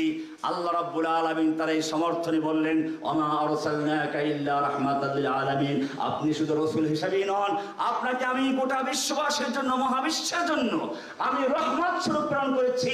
শুধু রসুল নন, তাহলে অন্য নবী রসুলদের উপাধি ছিল রাসূল, আমার নবীর 3টে উপাধি। 1 নম্বর হচ্ছে রাসূলুল্লাহ ইলাইকুম জামিআন, মহাবিশ্বের জন্য রাসূল। 2 নম্বর হচ্ছে রাহমাতুল লিল আলামিন, তিনি রাহমাতুল লিল আলামিন। 3 নম্বর হচ্ছে আরেকটা, একটু পরে আমি যেটা আলোচনায় নিয়ে আসবো ইনশাআল্লাহ, সেটা হচ্ছে খাতামুন নবীন। সেটা কি? প্রধান মেহমান বক্তব্য দেওয়ার পরে মঞ্চ ভেঙে দেওয়া হয়, বাতি নিভিয়ে দেওয়া হয়, মাইক সরিয়ে দেওয়া হয়। প্রধান বক্তার পরে যদি কেউ মঞ্চে আসে, সেটা কুকুর ঘুরতে পারে, উচ্ছিষ্ট হওয়ার জন্য বিড়াল হতে পারে, ইঁদুর হতে পারে, তেলালোক হতে পারে, সে ব্যক্তি কোনো বক্তা হতে পারে না। ঠিক তেমনি ভাবে এই পৃথিবীর মঞ্চ সাজানো হয়েছিল খাতামুন নবীনের জন্য, রাহমাতুল লিল আলামিনের জন্য। এরপরে যদি কোনো ব্যক্তি নবীর দাবি করে, সে খাতামুন নবীন পর্যন্ত তালিকা শেষ হয়ে গেছে। আল্লাহর তালিকায় যাদের নাম ছিল, সেই তালিকা শেষ হয়ে গেছে। আল্লাহর তালিকায় মিসাকুন নবীন, নবীনদের থেকে যে অঙ্গীকার নেওয়া হয়েছিল, সেই তালিকায় যাদের নাম ছিল, তারা শেষ হয়ে গেছে। খাতামুন নবীন দ্বারা সিলমোহর করা হয়েছে। এরপরে যদি কেউ নবী আসে, সে তেলাবাগ হতে পারে উচ্ছিষ্ট হওয়ার জন্য, ইঁদুর হতে পারে, বিড়াল হতে পারে, কুকুর হতে পারে, শয়তানের তালিকায় থাকা নবী হতে পারে। আল্লাহর তালিকার নবী শেষ হয়ে গেছে। সুতরাং আমার নবী খাতামুন নবীন, আমার নবী রাহমাতুল লিল আলামিন, আমার নবী রাসূলুল্লাহ ইলাইকুম জামিআ আসলেন। 3 বছর পর্যন্ত গোপনে দাওয়াত দিলেন। এবারে আল্লাহ বলছেন, ফাসদা বিমা তুমার ওয়া আরিদ আনিল মুশরিকিন, সূরা হিজর 94 নম্বর আয়াত। আপনি প্রকাশ্যে বলুন। আর ওয়াসাদ হলো ওয়ানদের আশিরাতাকাল আকরাবিন, নিকটাত্মীয়দের শুরু করুন। দাওয়াত কেমনে শুরু করুন তাও বলা হয়েছে। কাদেরকে দিয়ে শুরু করবেন, কি দিয়ে শুরু করবেন, সেটা আসবে ইনশাআল্লাহ। আমরা তো দাওয়াত শুরু করি তাকফির দিয়ে। কে কাফের? হ্যাঁ, দাওয়াত শুরু করে তাকফির দিয়ে। আমি একটা আপনাদের বলি, দুঃখের কথা বলি। আমি তখন জামিয়া রহমানিয়ার একজন মুহাদ্দিস, শাইখুল হাদিস আল্লামা আজিজুল হক সাহেব ওস্তাদ, তার মাদ্রাসা আমি পড়াই। আমার এখানে দাওয়াতি কিছু লোকজন আছে, রহমানিয়া মাদ্রাসার ছাত্র আমাকে অন্তরতে ভালোবাসে। আমার শুক্রবারে অর্ধেক ছাত্র আসতো রহমানিয়ার থেকে। আমি একটু বাইরে গেছি, কয়েকজন লোক, আমাদের এই কিছু ভাইরা, আপনারা কি জানেন আল্লামা আজিজুল হক সাহেব কাফের? আল্লামা আজিজুল হক সাহেব কি কাফের? আমার ছাত্ররা, একদিকে আমার ছাত্র সাইকুল হাদিস সাহেবের মাদ্রাসায়, সাইকুল হাদিস সাহেবের গুরুত্ব বেশি না আমার গুরুত্ব বেশি? অবশ্যই সাইকুল হাদিস, আমি তার ছাত্র। সেইখানে তো ওনাকে কাফের বলে, তার অবস্থাটা কি হয়? আমি এই জন্য কোনো আলেমদের দোষ দেয় না। যত ওলামায়ে কেরাম আমার সমালোচনা করেছে, আজকে প্রকাশ্যে বলি, ওলামায়ে কেরাম আমার বিরোধিতা করেছেন, অনেকে সমালোচনা করেছেন, সেই জন্য আলেমরা দায়ী না, বরং আমার কিছু কি বলে নাদান দোস্ত, আমার কিছু অতি উৎসাহী ভক্ত, তারা এমন আচরণ করেছে, ওলামায়ে কেরামদের সাথে বেয়াদবি করেছে। আর ওলামায়ে কেরাম মনে করেছেন রহমানি বোধহয় আকীদাই পোষণ করে। এটা আক্ষেপের বিষয়, দুঃখের বিষয় না। ওলামায়ে কেরামদের সম্পর্কে আমাদের শ্রদ্ধা, সম্মান যথাযথ রাখতে হবে, সেটা বলেছেন আমাদের হাফেজ সাহেব। আমি বলছি, ওলামায়ে কেরামদের সম্পর্কে কোরআন আছে, ইন্নামা ইয়াখশাল্লাহ মিন ইবাদিল উলামা। কোরআন বলছে, কুল হাল ইয়াস্তাবিল্লাযীনা ইয়ালামুনা ওয়াল্লাযীনা লা ইয়ালামুন। সেজন্য আমি সব জায়গায় বলি, 3টা জিনিস যতক্ষণ পর্যন্ত সমন্বিত না হবে, কিয়াদাতুল উলামা, ওলামাদের নেতৃত্ব, আর যুবকের রক্ত এবং শ্রম, আর ধনীদের অর্থ, এই 3টা জিনিস যতক্ষণ পর্যন্ত একাত্র না হবে, ততক্ষণ দিন জিন্দা। আজকে এই সম্মেলন আমরা এখানে করছি, আরামে করছি, কোনো ঝামেলা নাই, জয় ঝামেলা নাই, কিন্তু টাকা খরচ হয়েছে না এখানে। এখন টাকা লাগবে কিনা? তো টাকা লাগবে, বইগুলো আবার ফ্রিজের টাকা লাগবে। সেই জন্য আপনাদেরকে বলি, আপনার যাদের সুযোগ আছে অর্থ খরচ করবেন। যুবকদের আমার শ্রমের প্রয়োজন আছে। এরপরে আমাদের আলেমদের নেতৃত্ব প্রয়োজন আছে। সেই জন্য আমি বারবার বলছি, আমার এটা কোনো সংগঠন না, একটা দাওয়াতি প্ল্যাটফর্ম, এবং এখানে একটা সূরা থাকবে, এটা এখনো করা হয়নি। সেই সূরাটা আমরা কাদেরকে নিয়ে করবো, সেই জন্য এই দাওয়াতগুলো হচ্ছে পরীক্ষামূলক। এখানে যারা আন্তরিকভাবে অংশগ্রহণ করবে ইখলাসের সঙ্গে, আমরা তাদের মধ্যে জাওহার যাদেরকে পাবো, তাদেরকে আমরা বাছাই করে নেব। আলোচনা হচ্ছিল, এভাবেই চললো, দাওয়াতি কার্যক্রম চললো। রাসূল আসলেন, ঘোষণা করলেন কোত্থেকে দাওয়াত দিবেন। দাওয়াত দেওয়া শুরু হলো, বলা হলো আনজির আশিরাতাকাল আকরাবিন। এরপরে ভয়ভীতির প্রয়োজন সম্ভব আশঙ্কা আছে। আল্লাহ তাআলা জানিয়ে দিলেন না, আপনার কোনো ভয় নেই। আল্লাহু ইয়াসিমুকা মিনান নাস, মানুষের অনিষ্ট থেকে, ষড়যন্ত্র থেকে, চক্রান্ত থেকে আল্লাহ আপনাকে হেফাজত করবেন।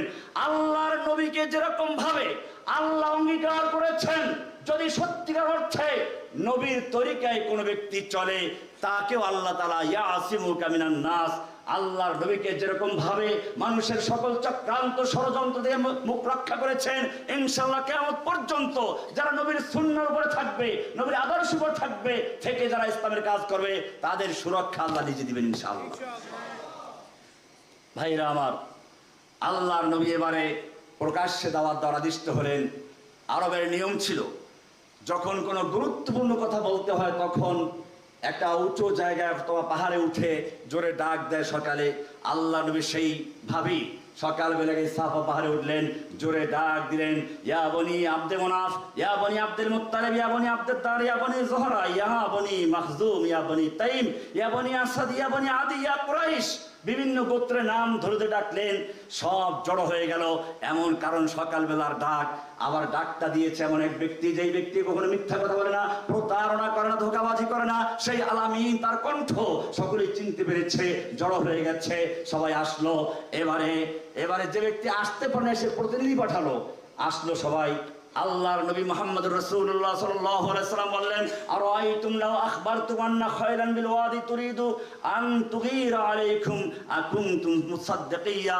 এই মক্কার নেতৃবৃন্দ শুনুন, আজকে যদি আমি আপনাদেরকে বলি একটা বিশাল অশ্বারোহী বাহিনী মক্কায় আক্রমণ করার জন্য প্রস্তুত হয়ে আছে, যে কোনো মুহূর্তে আক্রমণ করে তাসনাস করে দিবে, মক্কা ধ্বংস করে দিবে, আপনারা কি আমার কথা বিশ্বাস করবেন?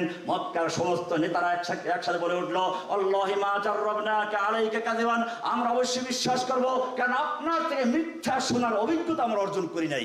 কথাটা সাহিত্যের অনেক উচ্চাঙ্গের শব্দ। এটা আল্লাহ কথা বলেন নাই, আপনি মিথ্যা কথা বলেন নাই। মিথ্যা কথা বলেন নাই এই কথা বলাও কার সাথে একটা বেয়াদবি। মিথ্যা কথা বলেন নাই এই কথা বলাটাও বেয়াদবি। সেই জন্য দেখেন কি সুন্দর ভাষা তারা ব্যবহার করেছে, আল্লাহি মা জাররাবনা আলাইকা কাযিবান, আমরা আপনার উপরে কখনো মিথ্যা শোনার অভিজ্ঞতা অর্জন করি নাই। আল্লাহর নবী এবারে বললেন, ইয়া কওমিল কালিমাতান ওয়াহিদাতান তুতুনাহা তামলিকুনা বিহাল আরব ওয়া তাদিনু লাকুম বিহাল আজব। হে আমার নেতৃবৃন্দ, মক্কার ভাইয়েরা আমার, আমি তোমাদেরকে একটা কথা বলছি, মাত্র একটা বাক্য, একটা কথা। লাউ কুলতুম কালিমাতান, একটা কথা যদি বিশ্বাস করো, একটা কথা মেনে নিতে পারো, একটা কথা মানতে পারো, তামলিকুনা বিহাল আরব, তোমার গোটা আরবের মালিক বনে যাবে, ওয়া তাদিনু লাকুম বিহাল আজম, অনারব বিশ্ব তোমাদের দিন গ্রহণ করবে। তার মানে ধর্মীয়ভাবে এবং রাজনৈতিকভাবে তোমরা গোটা বিশ্বের নেতৃত্ব দিবে, একটা কথা মাত্র মানো। আবু জাহেল দাঁড়িয়ে বলল, মা হিয়া ওয়াবিকা লানুতিকাহা ওয়া আশরাম সালিহা। আবু জাহেল দাঁড়িয়ে বলল, আরে মোহাম্মদ তাড়াতাড়ি বলো, একটা কথা মানলে আমাদের গোটা আরব দেশে মালিক বনে যাব, অনারব বিশ্ব আমাদের দিন গ্রহণ করবে। একটা কেন 10টা মানতে রাজি আছি, তাড়াতাড়ি বলো, তোমার আব্বার কসম, ও আবিকা তোমার বাবার কসম, আমরা 10টা মানতে রাজি আছি, তাড়াতাড়ি বলো। আল্লাহর রাসূল এবারে একটা ঘোষণা করছেন। আল্লাহর নবী সেই ঘোষণা দেওয়ার সঙ্গে সঙ্গে গোটা মজলিস বিগড়ে গেল। যারা এখন পর্যন্ত তার কথা শোনার জন্য আগ্রহী ছিল, একটা মুহূর্তে সব বিগড়ে গেল। একটা মুহূর্তে যারা বন্ধু ছিল সব শত্রু হয়ে গেল। একটা মুহূর্তে যারা অধীর আগ্রহে কথা শোনার জন্য অপেক্ষা করছিল, এখন তারা সব দণ্ড ভণ্ড করে দিয়ে মজলিস ভেঙে দিয়েছে। সেই ঘোষণা ছিল কি, ইয়া আইয়ুহান নাস কুলু লা ইলাহা ইল্লাল্লাহ তুফলিহুন। আবু লাহাব দাঁড়িয়ে গেল, তাব্বান লাকা সায়রাল ইয়াউম, দুহাত উঁচু করে আল্লাহর নবীকে মারতে উদ্যত হলো। এমন কি পুরো মজলিসে তার পক্ষে, নবীর পক্ষে একটা লোক এখন আর খুঁজে পাওয়া যাচ্ছে না। মনক্ষুণ্ণ হয়ে ঘরে গেলেন। দুনিয়ার কোনো মানুষ পাওয়া গেল সান্ত্বনা দেওয়ার জন্য। আল্লাহ সুবহানাহু ওয়া তাআলা সাত আসমান ভেদ করে, লৌহ কলম ছেদ করে আরশের উপর থেকে জিবরাইলকে বলেন, যাও আমার নবীকে সান্ত্বনা দাও। আল্লাহর নবীর প্রতি নাযিল হয়ে গেল, তাব্বাত ইয়াদা আবি লাহাব ওয়া তাব্বা। আবু লাহাব আপনাকে ধ্বংস বলে তাব্বান লাগা বলেছে, ধ্বংস বলেছে, ধ্বংস আপনার নয়, ও নিজে ধ্বংস হবে। ওর দুহাত উঁচু করেছে, ওর দুহাত ভেঙে দেওয়ার দায়িত্ব আমি নিয়েছি। তাব্বাত ইয়াদা আবি লাহাব ওয়া তাব্বা। আল্লাহর নবী সাল্লাল্লাহু আলাইহি ওয়াসাল্লাম দাওয়াত দিলেন। কি ছিল সেই লা ইলাহা ইল্লাল্লাহর ভিতরে? লা ইলাহা আবু লাহাবরা বুঝতে পেরেছে, আবু জাহালরা বুঝতে পেরেছিল, তারা ঠিকই বুঝতে পেরেছিল আল্লাহ নবীদের কথা বলেন নাই মূর্তিগুলো ভেঙে দাও, কিন্তু তারা বুঝতে পেরেছিল এই লা ইলাহার মধ্যে দুইটা অংশ আছে। প্রথম অংশ লা ইলাহা, পরে অংশ ইল্লাল্লাহ।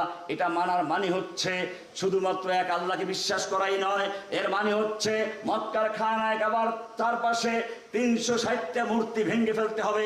এর মানে হচ্ছে আমাদের নিজেদের মন করা বানানো আইন কানুন চলবে না, আমাদের দারুন নাদুয়ার সংসদ চলবে না, আমাদের পীর ফকির দরগা মাজারে ব্যবসা বন্ধ হয়ে যাবে, গোটা সমাজ আল্লাহর শাসন অধীনে চলে যাবে, আমাদের শাসন চলবে না। তারা বুঝতে পেরেছিল, বুঝি তারা প্রতিবাদ করেছে। কোরআন বলছে ইন্নাহুম কানু ইযা কিলা লাহুম লা ইলাহা ইল্লাল্লাহ ইস্তাকবিরুন, যখন তাদের সামনে লা ইলাহা ইল্লাল্লাহ এই কথা বলা হতো ইস্তাকবিরুন, তারা অহংকার করত, কিবির করত। ওয়ায়াকুলুন, এবং তারা বলতো ইন্না লাতারিকু আলিহাতিনা লিশাইরিন মাজনুন, আমরা কি আমাদের দেবদেবী, আমাদের এই 360 মূর্তি সব আলিহাদেরকে লাত উজ্জা মানাত এরকম সবগুলো বর্জন করব একজন পাগল কবির কোথায়? লিশাইরিন মাজনুন, একসাথে দুইটা গালি চলে আসলো। শায়ের মানে কবি, কবিদেরকে ভালো নজরে কখনোই দেখা হতো না, এটা বুঝে গেল। আর মাজনুন, মাজনুন দুই অর্থে আসে। মাজনুন জিন থেকে হলে জিনের রোগী, যাকে জিনে ধরেছে, মাজনুন মানে হচ্ছে তাকে জিনে পেয়েছে, জিনের রোগী। আর একটা মাজনুন জান্না থেকে, আপনারা জানেন ফালাম্মা জান্না আলাইহিল লাইল, যখন অন্ধকার নেমে যায়, পর্দা ঢেকে যায়, তখন তাকে জান্না বলা হয়। তার মানে যার আকল বুদ্ধি বিবেক লোপ পেয়ে যায়, বিবেকের উপরে পর্দা পড়ে যায়, তাকেও মাজনুন বলা হয়। দুই অর্থেই তারা বলতো। শুধু এটাই না, তারা বুঝতে পেরেছে লা ইলাহা ইল্লাল্লাহর মানে হচ্ছে সব আলিহাগুলো বাদ দিয়ে এক আল্লাহ কেন্দ্রিক করা। সেজন্য তারা বলছে আজআলাল আলিহাতা ইলাহান ওয়াহিদা ইন্না হাযা লাশাইউন উজাব, সূরা সাদ 5 নম্বর আয়াত। আজআলাল আলিহাতা ইলাহান ওয়াহিদা, সে কি আশ্চর্য কথা, সব ইলাহগুলোকে বাদ দিয়ে, দেবদেবী বাদ দিয়ে এক আল্লাহর মধ্যে কেন্দ্রীভূত করে দিল। এ তো আশ্চর্য কথা। তাওহীদকে এমন ভাবে তারা ভুলে গিয়েছিল, যেই ভুলার কারণে স্মরণ করে দেওয়ার পরে মনে তো করতে পারি না, আর আশ্চর্য বোধ করেছে। আমরাও বর্তমান সমাজে দেখবো, ইনশাআল্লাহ মিলিয়ে দেখবো, আমাদের একটা সংশয় নিরসন আছে এখানে। এবার ভালো করে দেখুন, আয়াতগুলো অত্যন্ত গুরুত্বপূর্ণ, মুখস্থ করবেন এগুলো আপনার দায়ী যারা। সেটা হচ্ছে এই, আমাদের সমাজের লোকেরা মনে করে মক্কার কাফেররা আবু জাহল আবু লাহাব আল্লাহকে বিশ্বাস করতো না তাই কাফের, আমরা বিশ্বাস করি তাই মুসলিম।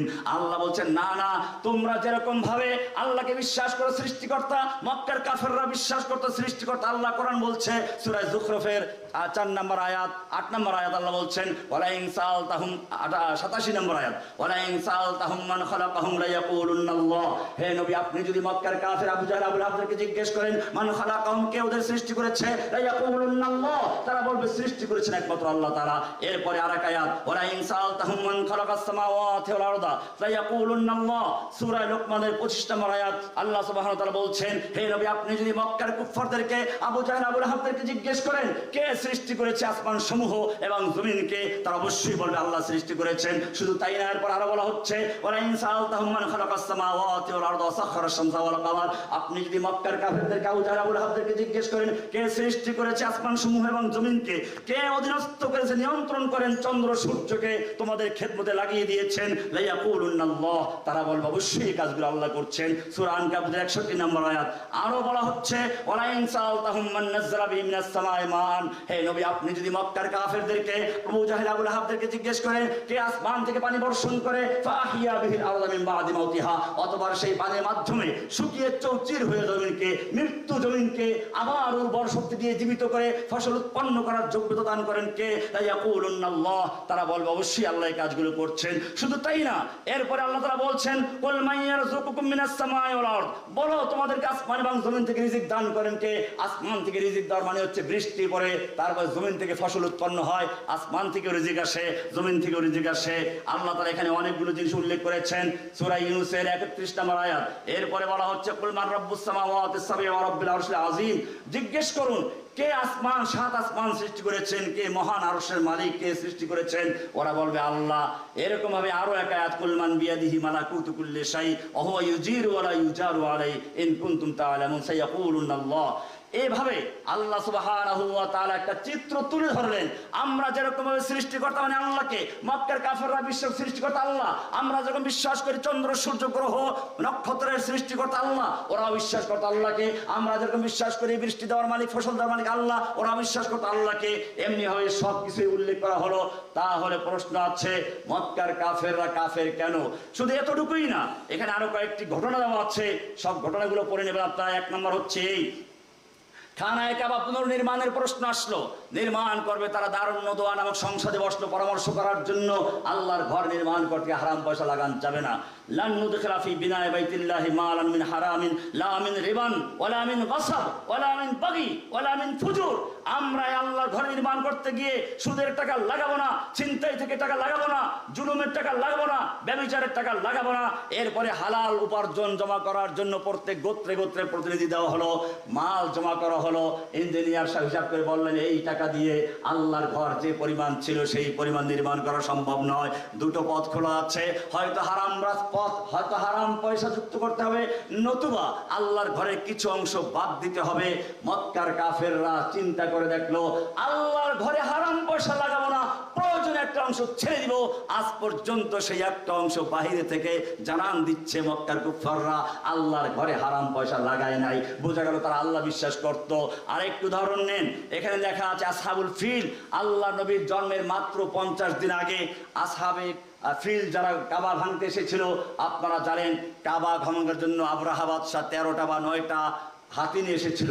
হাতি দিয়ে কাবা ভাঙবে কি করে? এর মানে হচ্ছে বর্তমানে বুলডোজার দিয়ে যেমন গুড়িয়ে দেওয়া হয়, এরকম ভাবে ওরা বড় হাতি ছিল মাহমুদ, যেটা আবরাহার সবচেয়ে বড় হাতি, এগুলোর সঙ্গে একটা ঘরকে বেঁধে দিয়ে জোরে ধাক্কা দিত, ঘরটার ভেঙে চুরমার করে দিত।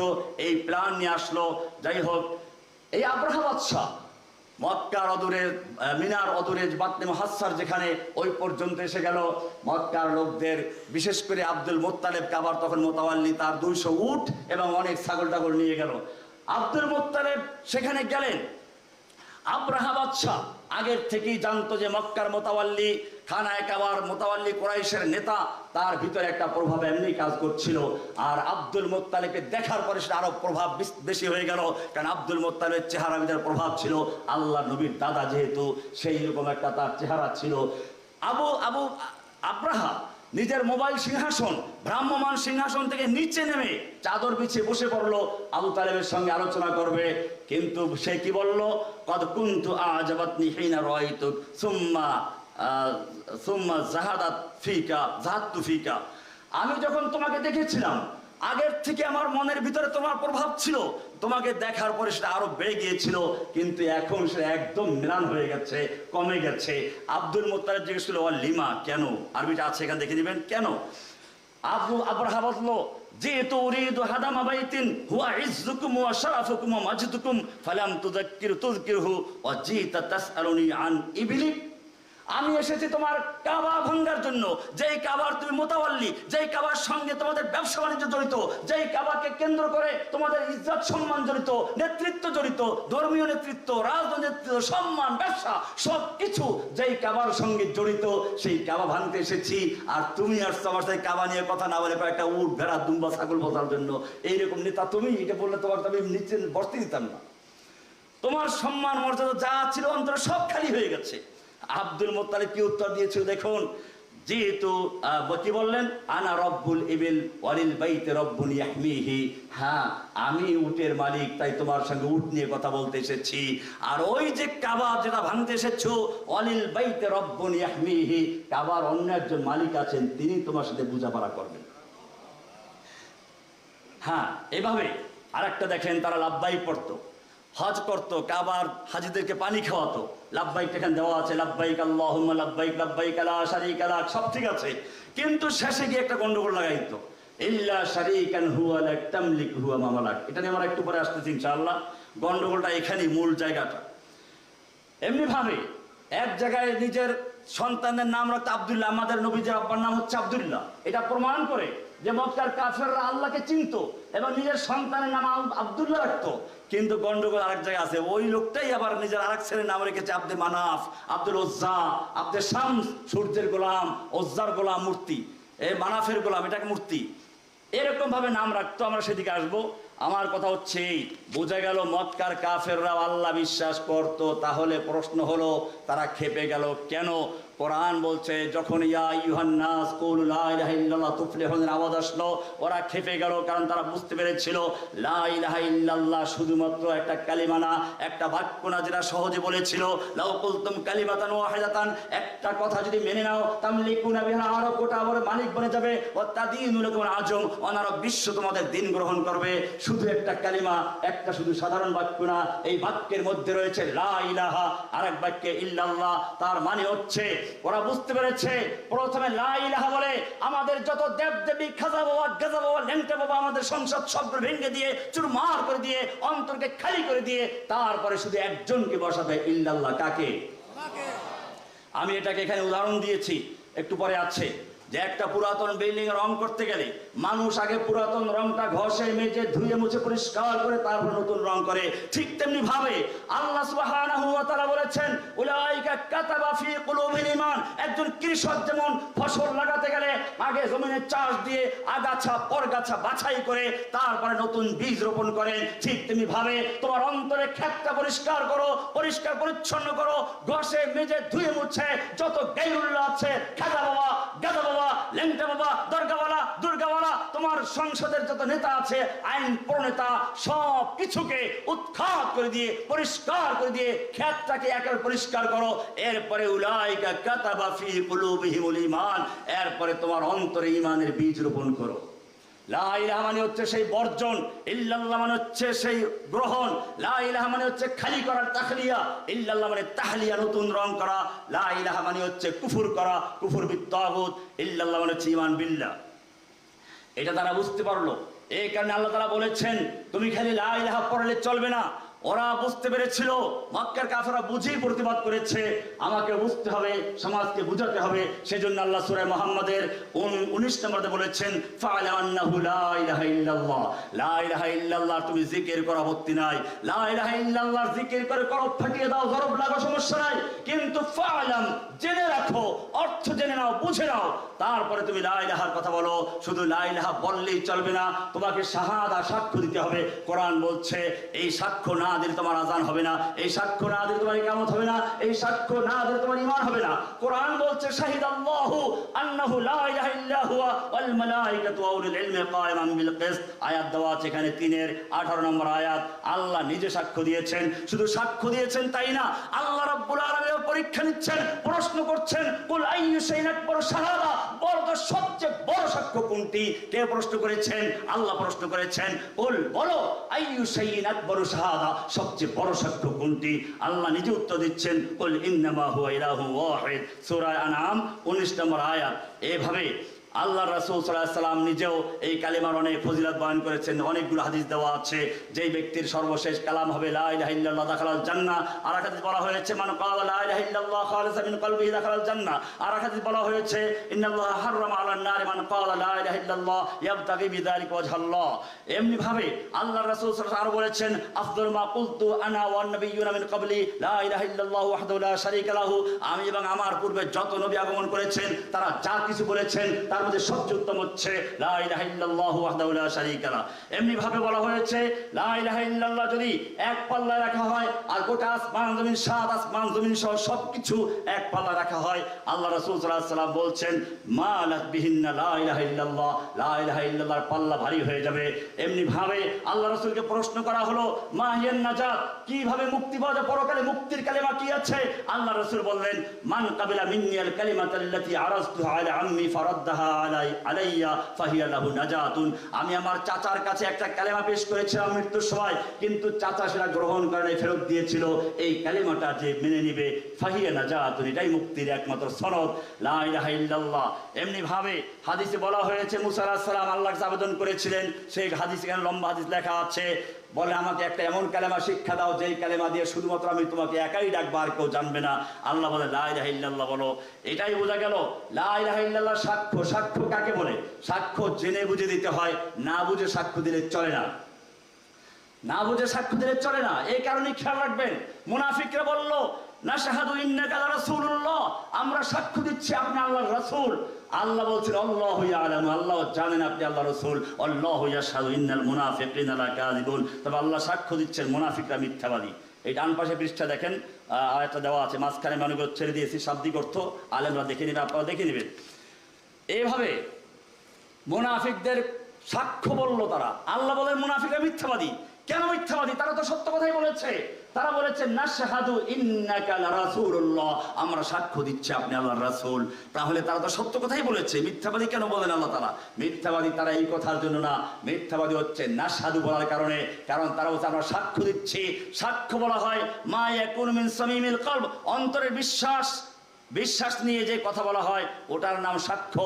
তারা লা ইলাহা বলেছে ঠিকই, নাশহাদু বলেছে, এটা মিথ্যা বলেছে, অন্তরে বিশ্বাস নিয়ে বলে নাই, এই কারণে মিথ্যাবাদী। বোঝা গেল যদি আপনি আজকে নাম ধরেন মুসলমান কিন্তু লা ইলাহায় অন্তরে বিশ্বাস করেন না, মুখে বিশ্বাস করেন, আপনিও মুনাফিক। আপনার মধ্যে মক্কার কুফফারদের মধ্যে, মদিনার মুনাফিকদের মধ্যে কোনো বেশকম নেই। এমনি ভাবে আল্লাহ সুবহানাহু ওয়া তাআলা সাক্ষ্য দেওয়ার জন্য বলেছেন, লা ইলাহা ইল্লাল্লাহকে বুঝে শুনে পড়ার জন্য বলেছেন। এবারে আপনার আমার কাজ হচ্ছে এই লা ইলাহা ইল্লাল্লাহ নিজে বুঝা, মানুষকে বুঝানো। এজন্য দেখুন লা ইলাহা ইল্লাল্লাহর মর্ম কথা, সারমর্ম বা মূল কথা পূর্বের আলোচনায় স্পষ্ট হলো যে ইসলামের মূল ভিত্তি হচ্ছে তাওহীদ, আর তাওহীদের চূড়ান্ত ঘোষণা হচ্ছে লা ইলাহা ইল্লাল্লাহ। এই কালেমা স্বীকার করার অর্থ হচ্ছে আল্লাহ সুবহানাহু ওয়া তাআলাকে এক একক অনন্য অদ্বিতীয় বলে বিশ্বাস করা। আল্লাহ সুবহানাহু ওয়া তাআলা ব্যতীত আর কাউকে সৃষ্টিকর্তা, প্রতিপালক, রিজিকদাতা, জীবন মৃত্যুর মালিক এবং রক্ষাকারী রূপে বিশ্বাস না করা।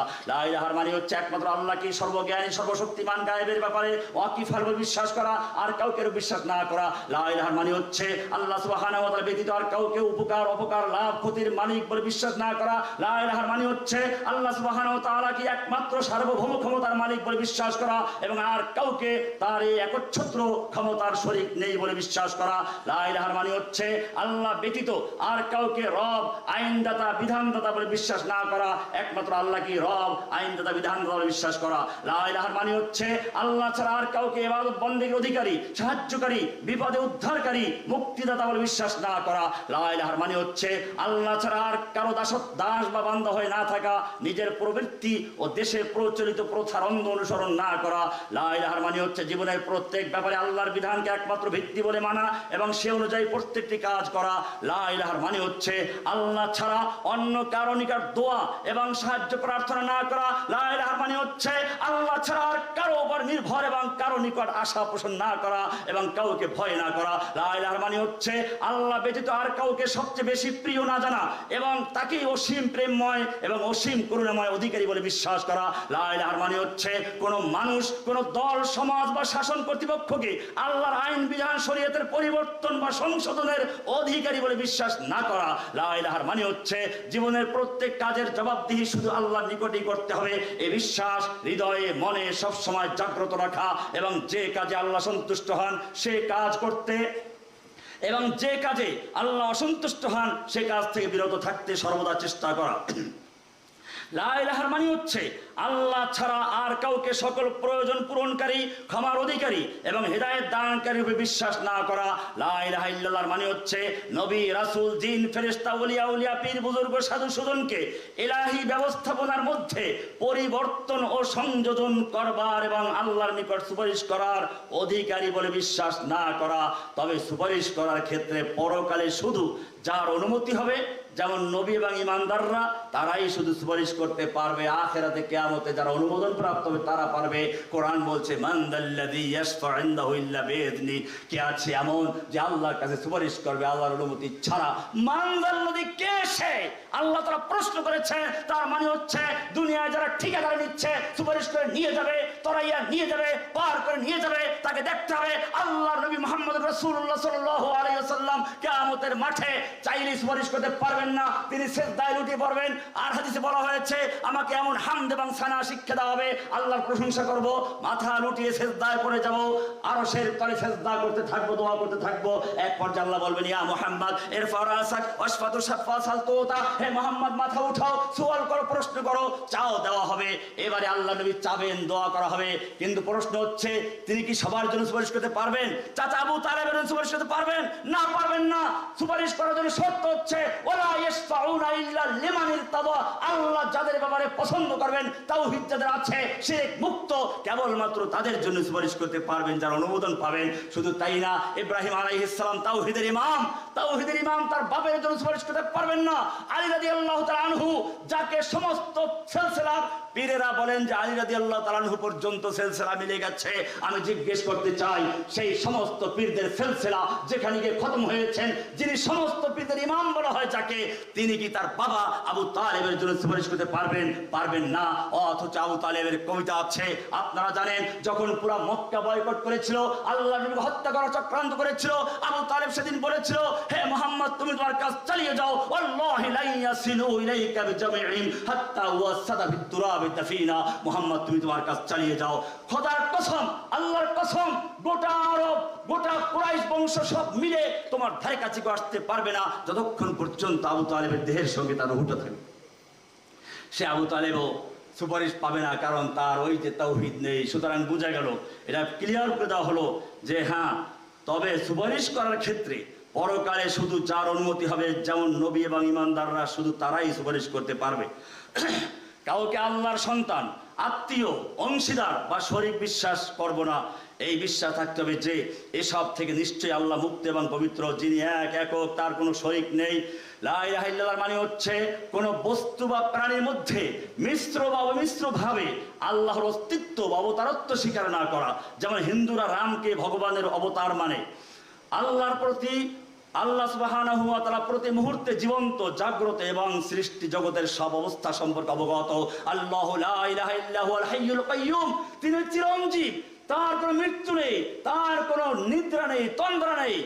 এ সম্পর্কে আমার একটা আলাদা কিতাব আসতেছে শুধু আয়াতুল কুরসির উপর ইনশাআল্লাহ। এখানে আয়াতুল কুরসির 9টা বাক্য আছে, সেই 9টা বাক্যের প্রত্যেকটা বাক্য এমন একজন আইন প্রণেতার জন্য যে বৈশিষ্ট্যগুলো থাকা প্রয়োজন, সেগুলোর উপর ভিত্তি করে 9টা আয়াত আছে।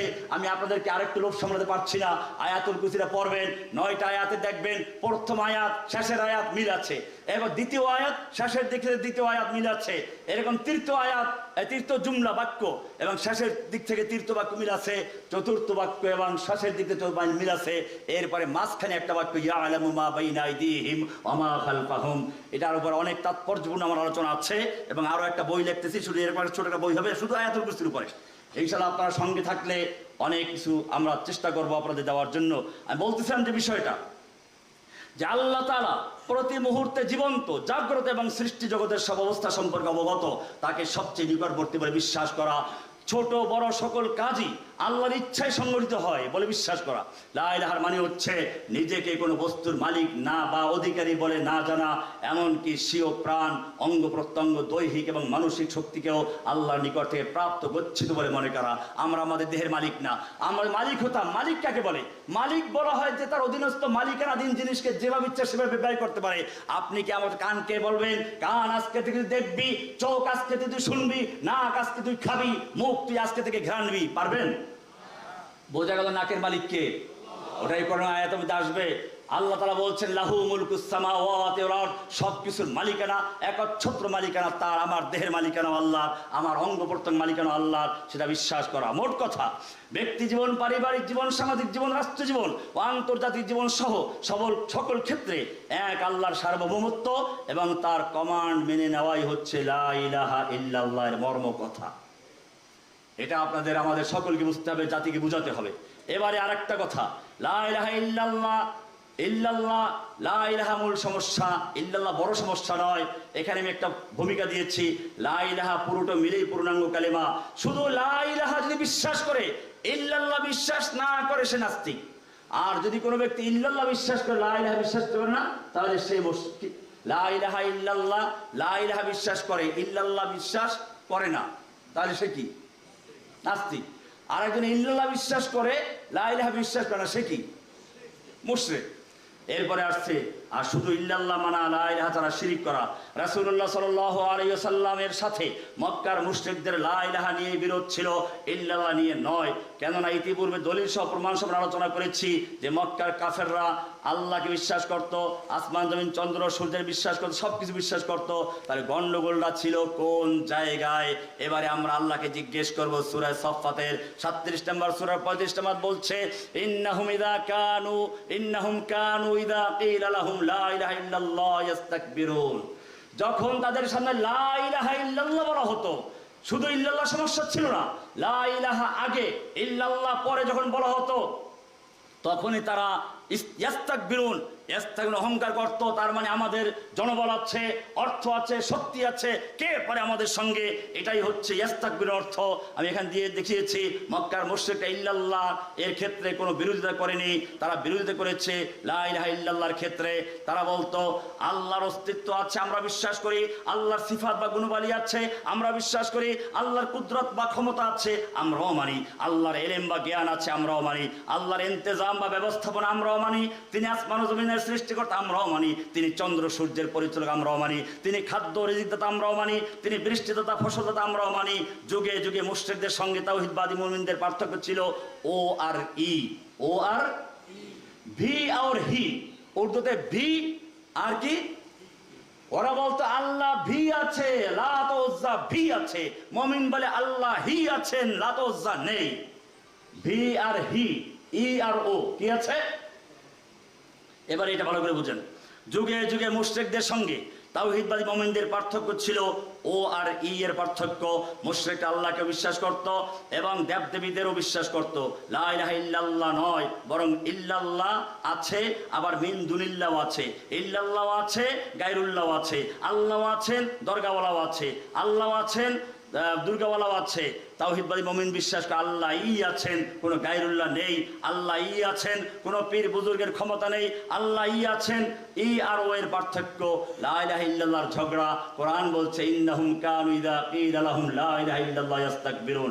শুধু এটাই না, এরপরে যত অহংকারের সঙ্গে লা ইলাহার দাওয়াত যত বাড়তে থাকলো, গালির সঙ্গে আরো বাড়তে থাকলো। কোরআন বলছে ওয়ায়াকুলুনা আইন্না লাতারিকু আলিহাতিনা লিশাইরিন মাজনুন, আমরা কি এক পাগল উম্মাদ কবির কথায় আমাদের আলিহাদেরকে বর্জন করব? গালি দুটো হয়ে গেছে। তাওহীদের দাওয়াত আরো জোরে চলতে লাগলো, গালির সংখ্যা বাড়তে লাগলো, আরো চললো আইন্না লাতারিকু আলিহাতিনা। নবী তো বলেন নাই মূর্তিদেরকে দেবদেবীতে তরক করতে হবে, বর্জন করে ত্যাগ করতে হবে, এটা নবীকে স্পষ্ট বলেন নাই, কিন্তু তারা বুঝে ফেলেছে লা ইলাহার মধ্যে আছে তরক করা, বর্জন করা, ত্যাগ করা। সেই কারণে তারা একসাথে দুইটা গালি দিল, এবারে আরো গালি দিচ্ছে। কোরআন প্রতিবাদ করেছে, তারা আল্লাহর নবীকে মাজনুন বলেছে। কোরআন বলছে আপনি মাজনুন না, নুন আল কলামি আমা ইয়াসতুরুন মা আনতা বিনিআমাতি রাব্বিকা বিমাজনুন। আল্লাহ প্রতিবাদ করেছেন। তারা শায়ের বলেছে, আল্লাহ বলেছেন ওমা আল্লামনাহু শিরা ওমা ইয়ানবাগি লা, না আমার নবী কবি নয়, তাই কবিতা শিক্ষা দেও নাই। এরকম ভাবে নবীর পক্ষে আল্লাহ বলে যাচ্ছেন, নবী দাওয়াত দিয়ে যাচ্ছেন, দাওয়াতের গতি বাড়ছে, গালির সংখ্যা বাড়ছে, গালির সংখ্যায় আরো সংযোজন। জাদুকর মিথ্যাবাদী ওয়াজিবু আন জাহুম মুনজিরুম মিনহুম ওয়া ক্বালাল কাফিরুনা হাযা সাহিরুন কাযযাব। সাহিরুন কাযযাব, আগে ছিল শায়রুন মাজনুন, আরো দুটো যোগ হলো সাহিরুন কাযযাব। সাহির মানে জাদুকর, কাযযাব মিথ্যাবাদী। তাওহীদের কথা তারা এমন ভাবে ভুলে গিয়েছিল যে তাদেরকে স্মরণ করে দেওয়ার পরেও তারা স্মরণ করতে অক্ষম হলো। শুধু তাই না, বরং এটাকে আশ্চর্য মনে করলো। আজআলাল আলিহাতা ইলাহান ওয়াহিদা ইন্না হাযা লাশাইউন উজাব। এমনি ভাবে আল্লাহর নবী দাওয়াত চালিয়ে গেলেন, তাওহীদের দাওয়াত চলে আসলো। আমি এখানে দেখাচ্ছি, শেষের দিকে যান, এই পৃষ্ঠাটার শেষে। এখানে আরো একটি বিষয় স্পষ্ট হয়ে গেল যে যেভাবে আল্লাহ সুবহানাহু ওয়া তাআলা এর সমস্ত সিফাত বা গুণাবলীকে স্বীকার করার নাম তাওহীদ, তেমনি ভাবে গায়রুল্লাহর ইবাদতের সমস্ত কিছুকে অস্বীকার করার নামও তাওহীদ। মুশরিকরা তাওহীদের বক্তব্য যত বেশি শুনবে, শিরকের আগুন তাদের কলিজায় তত বেশি জ্বলবে। অতএব শিরকের গতি বুঝতে হলে তাওহীদের দাওয়াত বেশি বেশি শোনাতে থাকবেন, দেখবেন যে ওদের গদি পারে কেমনে। কোরআন সেজন্য বলছে আর একটা অস্ত্র কোরআন লাগাচ্ছে। আগে ছিল লা ইলাহা ইল্লাল্লাহ, এইবারে যুক্ত হচ্ছে ওয়াহদাহু। ওয়া ইযা যাকারতা রাব্বাকা ফিল কুরআনি ওয়াহদাহু ওয়াল্লাউ আলা আদবারিহিম নুফুরা। আর যখন তুমি কোরআনে তোমার রবকে এককভাবে উল্লেখ করো, তখন তারা তাদের পিঠ ফিরিয়ে দূরে সরে চলে যায়। কারণ হচ্ছে এককভাবে আল্লাহ বিশ্বাস তারা করে না, তারা লা ইলাহা ইল্লাল্লাহ বিশ্বাস করে। মুমিন বলে ইয়াকা না'বুদু ওয়া ইয়াকা নাস্তাঈন। কোরআনে আরেকটি আয়াত তৃতীয় সাক্ষী, ওয়া ইযা যুকিরাল্লাহু ওয়াহদাহু ইশমাযাত কুলুবুল লাযিনা লা ইউমিনুনা বিল আখিরাহ ওয়া ইযা যুকিরাল্লাযিনা মিন দুনিহি ইযা হুম ইস্তাবশিরুন। যখন আল্লাহর একত্ব আলোচনা করা হয় তখন যারা পরকালে বিশ্বাস করে না তাদের অন্তর সংকুচিত হয়ে যায়। আর যখন আল্লাহ ব্যতীত অন্য ইলাহাদেরকে আলোচনা করা হয়, আল্লাহর সঙ্গে তাদের দেবদেবী, তাদের খাজা গাজা সব উল্লেখ করা হয়, তখন তার আনন্দে উল্লাসিত হয়ে পড়ে। কোরআন কি সুন্দরকে বলছে, যখন আপনি এক আল্লাহর কথা ওয়াহদাহু বলবেন তখন তারা অসন্তুষ্ট হয়ে যায়, আর যখন আল্লাহর সঙ্গে তাদের সেই দেবদেবীর নামগুলো যুক্ত করবেন তারা খুশি হয়ে যায়। কারণ তাদের সেই ভায়া মাধ্যম এটাই ছিল মূল রোগ। তারা আল্লাহ বিশ্বাস করত, কিন্তু আল্লাহ বিশ্বাস করলেও তারা শিরিক করত। আল্লাহ তারা বলছেন, ওরা যখন তাওহীদের দাওয়াত শুনতো চিল্লাচিল্লি করত, বলতো এটা শোনা যাবে না। ওয়াকালাল্লাযীনা কাফারু লা তাসমাউ লিহাযাল কুরআনি ওয়ালগাউ ফীহি লাআল্লাকুম তাগলিবুন। সূরা ফুসসিলাত 26 নম্বর আয়াত, 41 নম্বর সূরার 26 নম্বর আয়াত। অর্থাৎ আল্লাহ তাআলা বলছেন, যখন তাওহীদের আওয়াজ শুনে তখন তারা চিৎকার চেঁচামেচি করত, যাতে করে আর তাওহীদের বাণী শোনানো না যায়। তাদেরকে কারাবন্দী করে দাও, তাদেরকে উৎখাত করো, মারধর করো, চেঁচামেচি করো, এই কাজগুলো তাদের ছিল। এটা বহু পরীক্ষিত একটি টনিক। এদেশের তরিকাতপন্থী পীরপন্থী ভণ্ডপীর যারা আর কি, তাদের মুরিদদের কাছে যখন কোরআন হাদিসের আলোকে তাওহীদের আলোচনা করা হয় তখন তারা বিরক্তি বোধ করে। তাওহীদের আলোচনা করলে ভালো লাগে না, কোরআন শুনতে ভালো লাগে না, আর একটা দেখবেন কি তারপরে বলেন মন ভরে না। আর যখন তাদের মৃত্যু পীর, বাবা পীর, দাদা পীর, নানা পীর ও বিভিন্ন তরিকার পীরদের নামে তৈরি করা মন গড়া কিস্সা কাহিনী আলোচনা করা হয় তখন তারা খুশিতে নাচতে শুরু করে, আহ ও ফাগা করতে থাকে। লাফ দিয়ে মাহফিলের প্যান্ডেলের বাঁশের উপর উঠে যায়, আবার কাউকে বাদরের মতো লাফালাফি করতে দেখা যায়, বাঁশে বাঁশে ঝুলতে দেখা যায়। এ জাতীয় লোকদের চরিত্রটাকে উপরের আয়াত সুন্দর করে স্পষ্ট করে দিয়েছে। কোরআনে আরেকটি আয়াত, যালিকুম বিআন্নাহু ইযা দুইয়া আল্লাহু ওয়াহদাহু কাফারতুম ওয়া ইন ইউশরাক বিহি তুমিনু। আল্লাহ বলছেন তাদের বলা হবে যে এটা তো এইজন্য যে যখন আল্লাহকে এককভাবে ডাকা হতো তখন তোমরা তাকে অস্বীকার করতে, আর যখন তার সঙ্গে শরীক করা হতো তখন তোমরা বিশ্বাস করতে। সুতরাং যাবতীয় কর্তৃত্ব সমুচ্চ মহান আল্লাহর। এখানে পরিশেষে এটা বলা হলো। এই হলো আজকের আলোচনা। লা ইলাহা ইল্লাল্লাহর অর্থ পরিষ্কার করা, লা ইলাহা ইল্লাল্লাহ বলতে কি বোঝায় সেটা পরিষ্কার করা, এবং মূল সমস্যাটা কোন জায়গাতে আলোচনা করা হয়েছে। এবারে আমরা সামনে আলোচনায় আসবো ইনশাআল্লাহ। সেটা হচ্ছে এই লা ইলাহা ইল্লাল্লাহর দুই রকম, একটা হলো কুফর বিত তাগুত। সামনের আলোচনা হবে তাগুত অর্থ কি, তাগুত কত প্রকার, কি কি প্রধান তাগুত কি, দ্বিতীয়, তৃতীয়, চতুর্থ, পঞ্চম, সপ্তম তাগুত কি কি, প্রত্যেকটা কোরআন থেকে আয়াত দিয়ে, হাদিস দিয়ে। এরপরে বর্তমান যুগের তাগুতগুলো কারা, রাষ্ট্রীয় শিরক কি, তারপর শিরিক আসবে, শিরিক কি, তারপরে ধর্মীয় শিরিকগুলো কি কি আছে, বিস্তারিত সিরিজ আকারে আসবে ইনশাআল্লাহ। আল্লাহ সুবহানাহু ওয়া তাআলা আমাদের সকলকে এই দাওয়াতি কাজে অংশগ্রহণ করতে তৌফিক দান করুন, আমিন। আমি আজকে পরিষ্কার করে দিচ্ছি যে আমাদের আপনারা যদি এই দাওয়াতগুলোতে অংশগ্রহণ করেন ইনশাআল্লাহ আপনারা দাওয়াতের জন্য এই কাজের আয়াতগুলোকে, লেখাগুলোকে কাজে লাগাতে পারবেন ইনশাআল্লাহ। যখন আমাদের এই দাওয়াতি কোর্স একটা শেষ হয়ে যাবে, কিতাবুল ঈমান শেষ হয়ে যাবে, তখন আমরা এটাকে বড় আকারে একটা কিতাব তৈরি করে দেবো ইনশাআল্লাহ।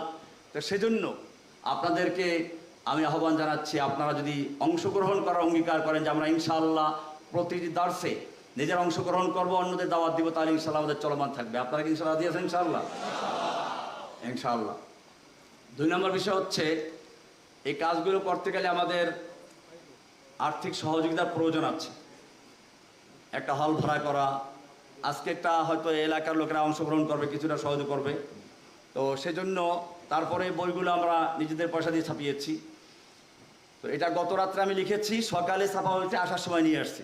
আমার আসতে একটু দেরি হয়েছে, কারণ হচ্ছে এটা আজকেই ছাপা হয়েছে। হ্যাঁ, রাত্রে সারা রাত্র লেখা হয়েছে, সকালে আবার ছাপা হয়েছে, 8টায় দেওয়া হয়েছে প্রেসে, এই 2টা 2:30টার দিকে লেখা শেষ, মানে ছাপানো শেষ হয়েছে। ওরা খালি বাস করে প্রিন্ট করে দিয়েছে, নিয়ে চলে আসছে। তো ইনশাআল্লাহ আগামী প্রোগ্রামগুলো আরও সুন্দর হবে আশা করি। দাওয়াতি প্রোগ্রাম, এটা কোনো রাজনৈতিক প্রোগ্রাম না, এটা মনে রাখতে হবে এলমি প্রোগ্রাম, শুধুমাত্র দাওয়াতি কার্যক্রমগুলো চালানোর জন্য। আমি একটা কথা পরিষ্কার করি, উহিব্বুস সালিহিনা ওয়া লাস্তু মিনহুম, সালেহিনদের ভালোবাসি যদি আমি তাদের কেউ নই। লাআল্লাল্লাহু ইয়ারযুকুনি সালাহা, আল্লাহ তাআলা হয়তো সে কারণে আমাকেও সেই নেককারদের অন্তর্ভুক্ত করবেন। সেজন্য ইসলামের কাজ যে যেখানে করে আমি সকলকে যারা ভালো নিয়তে করে, কোরআন সুন্নাহ অনুযায়ী করে, সকলকে ভালোবাসি, সমর্থন করি। হ্যাঁ, আমাদের কাজটা হচ্ছে একটা দাওয়াতি কাজ, এটা আগেও করেছি, এখনও করি। এই দাওয়াতি কাজের জন্য যারা আমাকে ভালোবাসবেন, যারা আমাদের অংশগ্রহণ করবেন, তারা আমাদের সঙ্গে যুক্ত থাকবেন। আর যারা এর বাইরে অন্য কোনো কাজ করতে চান, আমি স্পষ্ট বলে দিই, আমি আসলে ওই ময়দানের লোক না। আমি নিজে কোনো মুজাহিদ না, কোনো জেহাদের ময়দানে যাই নাই, কোনো জেহাদি দলের সঙ্গে সম্পৃক্ততাও নাই। সুতরাং আমি আগেও দাওয়াতি কাজ করেছি, এখনও করি। এখন যারা এই দাওয়াতি কাজে অংশগ্রহণ করতে চান, যারা আমাকে এই জন্য যারা আমার সঙ্গে যুক্ত হতে চান, আমি ইনশাআল্লাহ থাকবো। বাকি আমাদের আরও ওলামায়ে কেরামরা আছেন, মুফতি হারুনিজার সাহেব আছেন, আমাদের সেই মেরিদিস সাহেব আছেন। আমি একটা দাওয়াতি কাজ করে আসছি আগের থেকে, এখনও করে যাচ্ছি। মাঝখানে অনেক বাধা বিপত্তি আসছে, তো সেগুলো আসবে ইনশাআল্লাহ, হয়তো সামনেও আসবে। কিন্তু আমার কাছে যদি কেউ আসেন ময়দানের কাজের জন্য, যে জেহাদের ময়দানে যাব, তো আমি বলবো যে ভাই এটা আমার কাছে নাই, এটা আমার, এটা আসলে আমি এই কাজের ময়দানে নাই। আমি এটার ভালোবাসি, এটার জন্য দাওয়াত দিই, এবং দুনিয়ার যে কোনো প্রান্তে যারা মজলুমদের উদ্ধারের জন্য, মজলুমদের মুক্তির জন্য জীবনপণ লড়াই করছেন, আমি তাদের ভালোবাসি। ওহিব্বুস সালিহিন ওয়া লাস্তু মিনহুম। তো সেজন্য আমি এইরকম যারা কাজ করে, যারা এই কাজ করতে চান, তারা ওনাদের সাথে যুক্ত হবেন। সেক্ষেত্রে আমার কোনো আপত্তি নেই, বরং মনের থেকে দোয়া করব, এবং আমরাও দোয়া করবো যে আল্লাহ যেন আমাদেরকে আল্লাহ তাআলা যুক্ত করেন। কিন্তু আমাদের এই কাজটা হচ্ছে একটা দাওয়াতি কাজ। এইখানে কেউ ভুল করে যদি বলেন যে আমরা এখানে গেলে এটা পাবো, তো এটা ভুল। এটা আসলে পরিষ্কার করে দিলাম আজকে থেকে যে আমরা একটা দাওয়াতি কাজ আগেও করেছি। আমি চাই আল্লাহর নবী সাল্লাল্লাহু আলাইহি সাল্লাম মক্কায় যখন দাওয়াতি কাজ শুরু করেছেন, তখনও মক্কায় অনেকগুলো মূর্তি ছিল, 360 মূর্তি ছিল। আল্লাহ নবী ইচ্ছে করলে রাতের বেলায় কয়েকটা মূর্তি ভাঙতে পারতেন, ভাঙেন নাই। কেন ভাঙেন নাই? এখন মূর্তি ভাঙলে আবার ওরা বানাবে। আমার কাজ হচ্ছে প্রথমে মানুষের অন্তর থেকে মূর্তি ভেঙে চুরমার করে দেওয়া। ঠিক তেমনিভাবে যেরকমভাবে বাংলাদেশে একজন নেত্রী তার বাবাকে বসাবার জন্য রাস্তার মোড়ে মোড়ে মূর্তি, স্কুল কলেজে মূর্তি, টেলিভিশনে মূর্তি, অফিসে মূর্তি, সব জায়গায় একটা মূর্তিকে বসাবার জন্য কত চেষ্টাই করেছে, কিন্তু আল্লাহ তারা দেখিয়ে দিলেন। আল্লাহও চেষ্টা করেছে, আল্লাহ কাজ করেছেন। ও যত চেষ্টা করেছে মূর্তিকে অন্তরে বসাবার জন্য, আল্লাহ উল্টা তার ওই মূর্তির বিরুদ্ধে তত ক্ষোভ তৈরি করে দিয়েছেন। এক পর্যায়ে এমন হলো যে হয়তো অন্য কোনো কাজ দিয়ে সারা দেশের থেকে একদিনে সব মূর্তিগুলো ভেঙে চুরমার করা সম্ভব হতো না, কিন্তু প্ল্যান করেছেন কে? আমাকারু আমাকার আল্লাহ, আল্লাহু। সে চেষ্টা করেছিল তার বাবার মূর্তিকে মানুষের অন্তরে বসাবার জন্য, সেজন্য সব জায়গায় মূর্তি বসিয়েছে। আল্লাহও দেখেছেন, আল্লাহ রাব্বুল আলামিন মানুষের মূর্তি অন্তর থেকে উৎখাত করে দিয়েছেন, এবং যখন সুযোগ পেয়েছে সারা দেশের মূর্তিগুলো ভেঙে চুরমার করে দিয়েছে। এমনকি যেটা ভাঙা সম্ভব হয় নাই, তাটাকে গলায় ক্রেনের রশি লাগিয়ে তারপর ভেঙে চুরমার করেছে। আমরাও সেটা করতে চাই ইনশাআল্লাহ।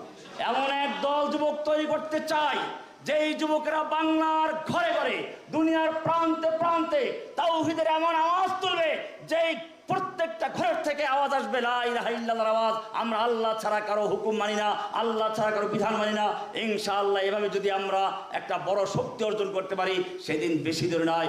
যেভাবে বাংলার জমিন থেকে ওই মূর্তিকে উৎখাত করা হয়েছে, ঠিক তেমনি ভাবে পাথরের মূর্তি, ইট বালুর মূর্তি ভেঙে চুরমার করে যেরকম ভাবে উৎখাত করা হয়েছে, ইনশাআল্লাহ এই বাংলাদেশে আল্লাহর আইন বাদ দিয়ে যারা মানব রচিত আইন দিয়ে দেশ চালায়, আল্লাহর আইনকে যারা বাতিল করে নিজেরা বিকল্প আইন তৈরি করে, সেই জীবন্ত মূর্তিদেরকে উৎখাত করে আল্লাহর জমিনে আল্লাহর দিনকে আমরা কায়েম করে ছাড়বো ইনশাআল্লাহ।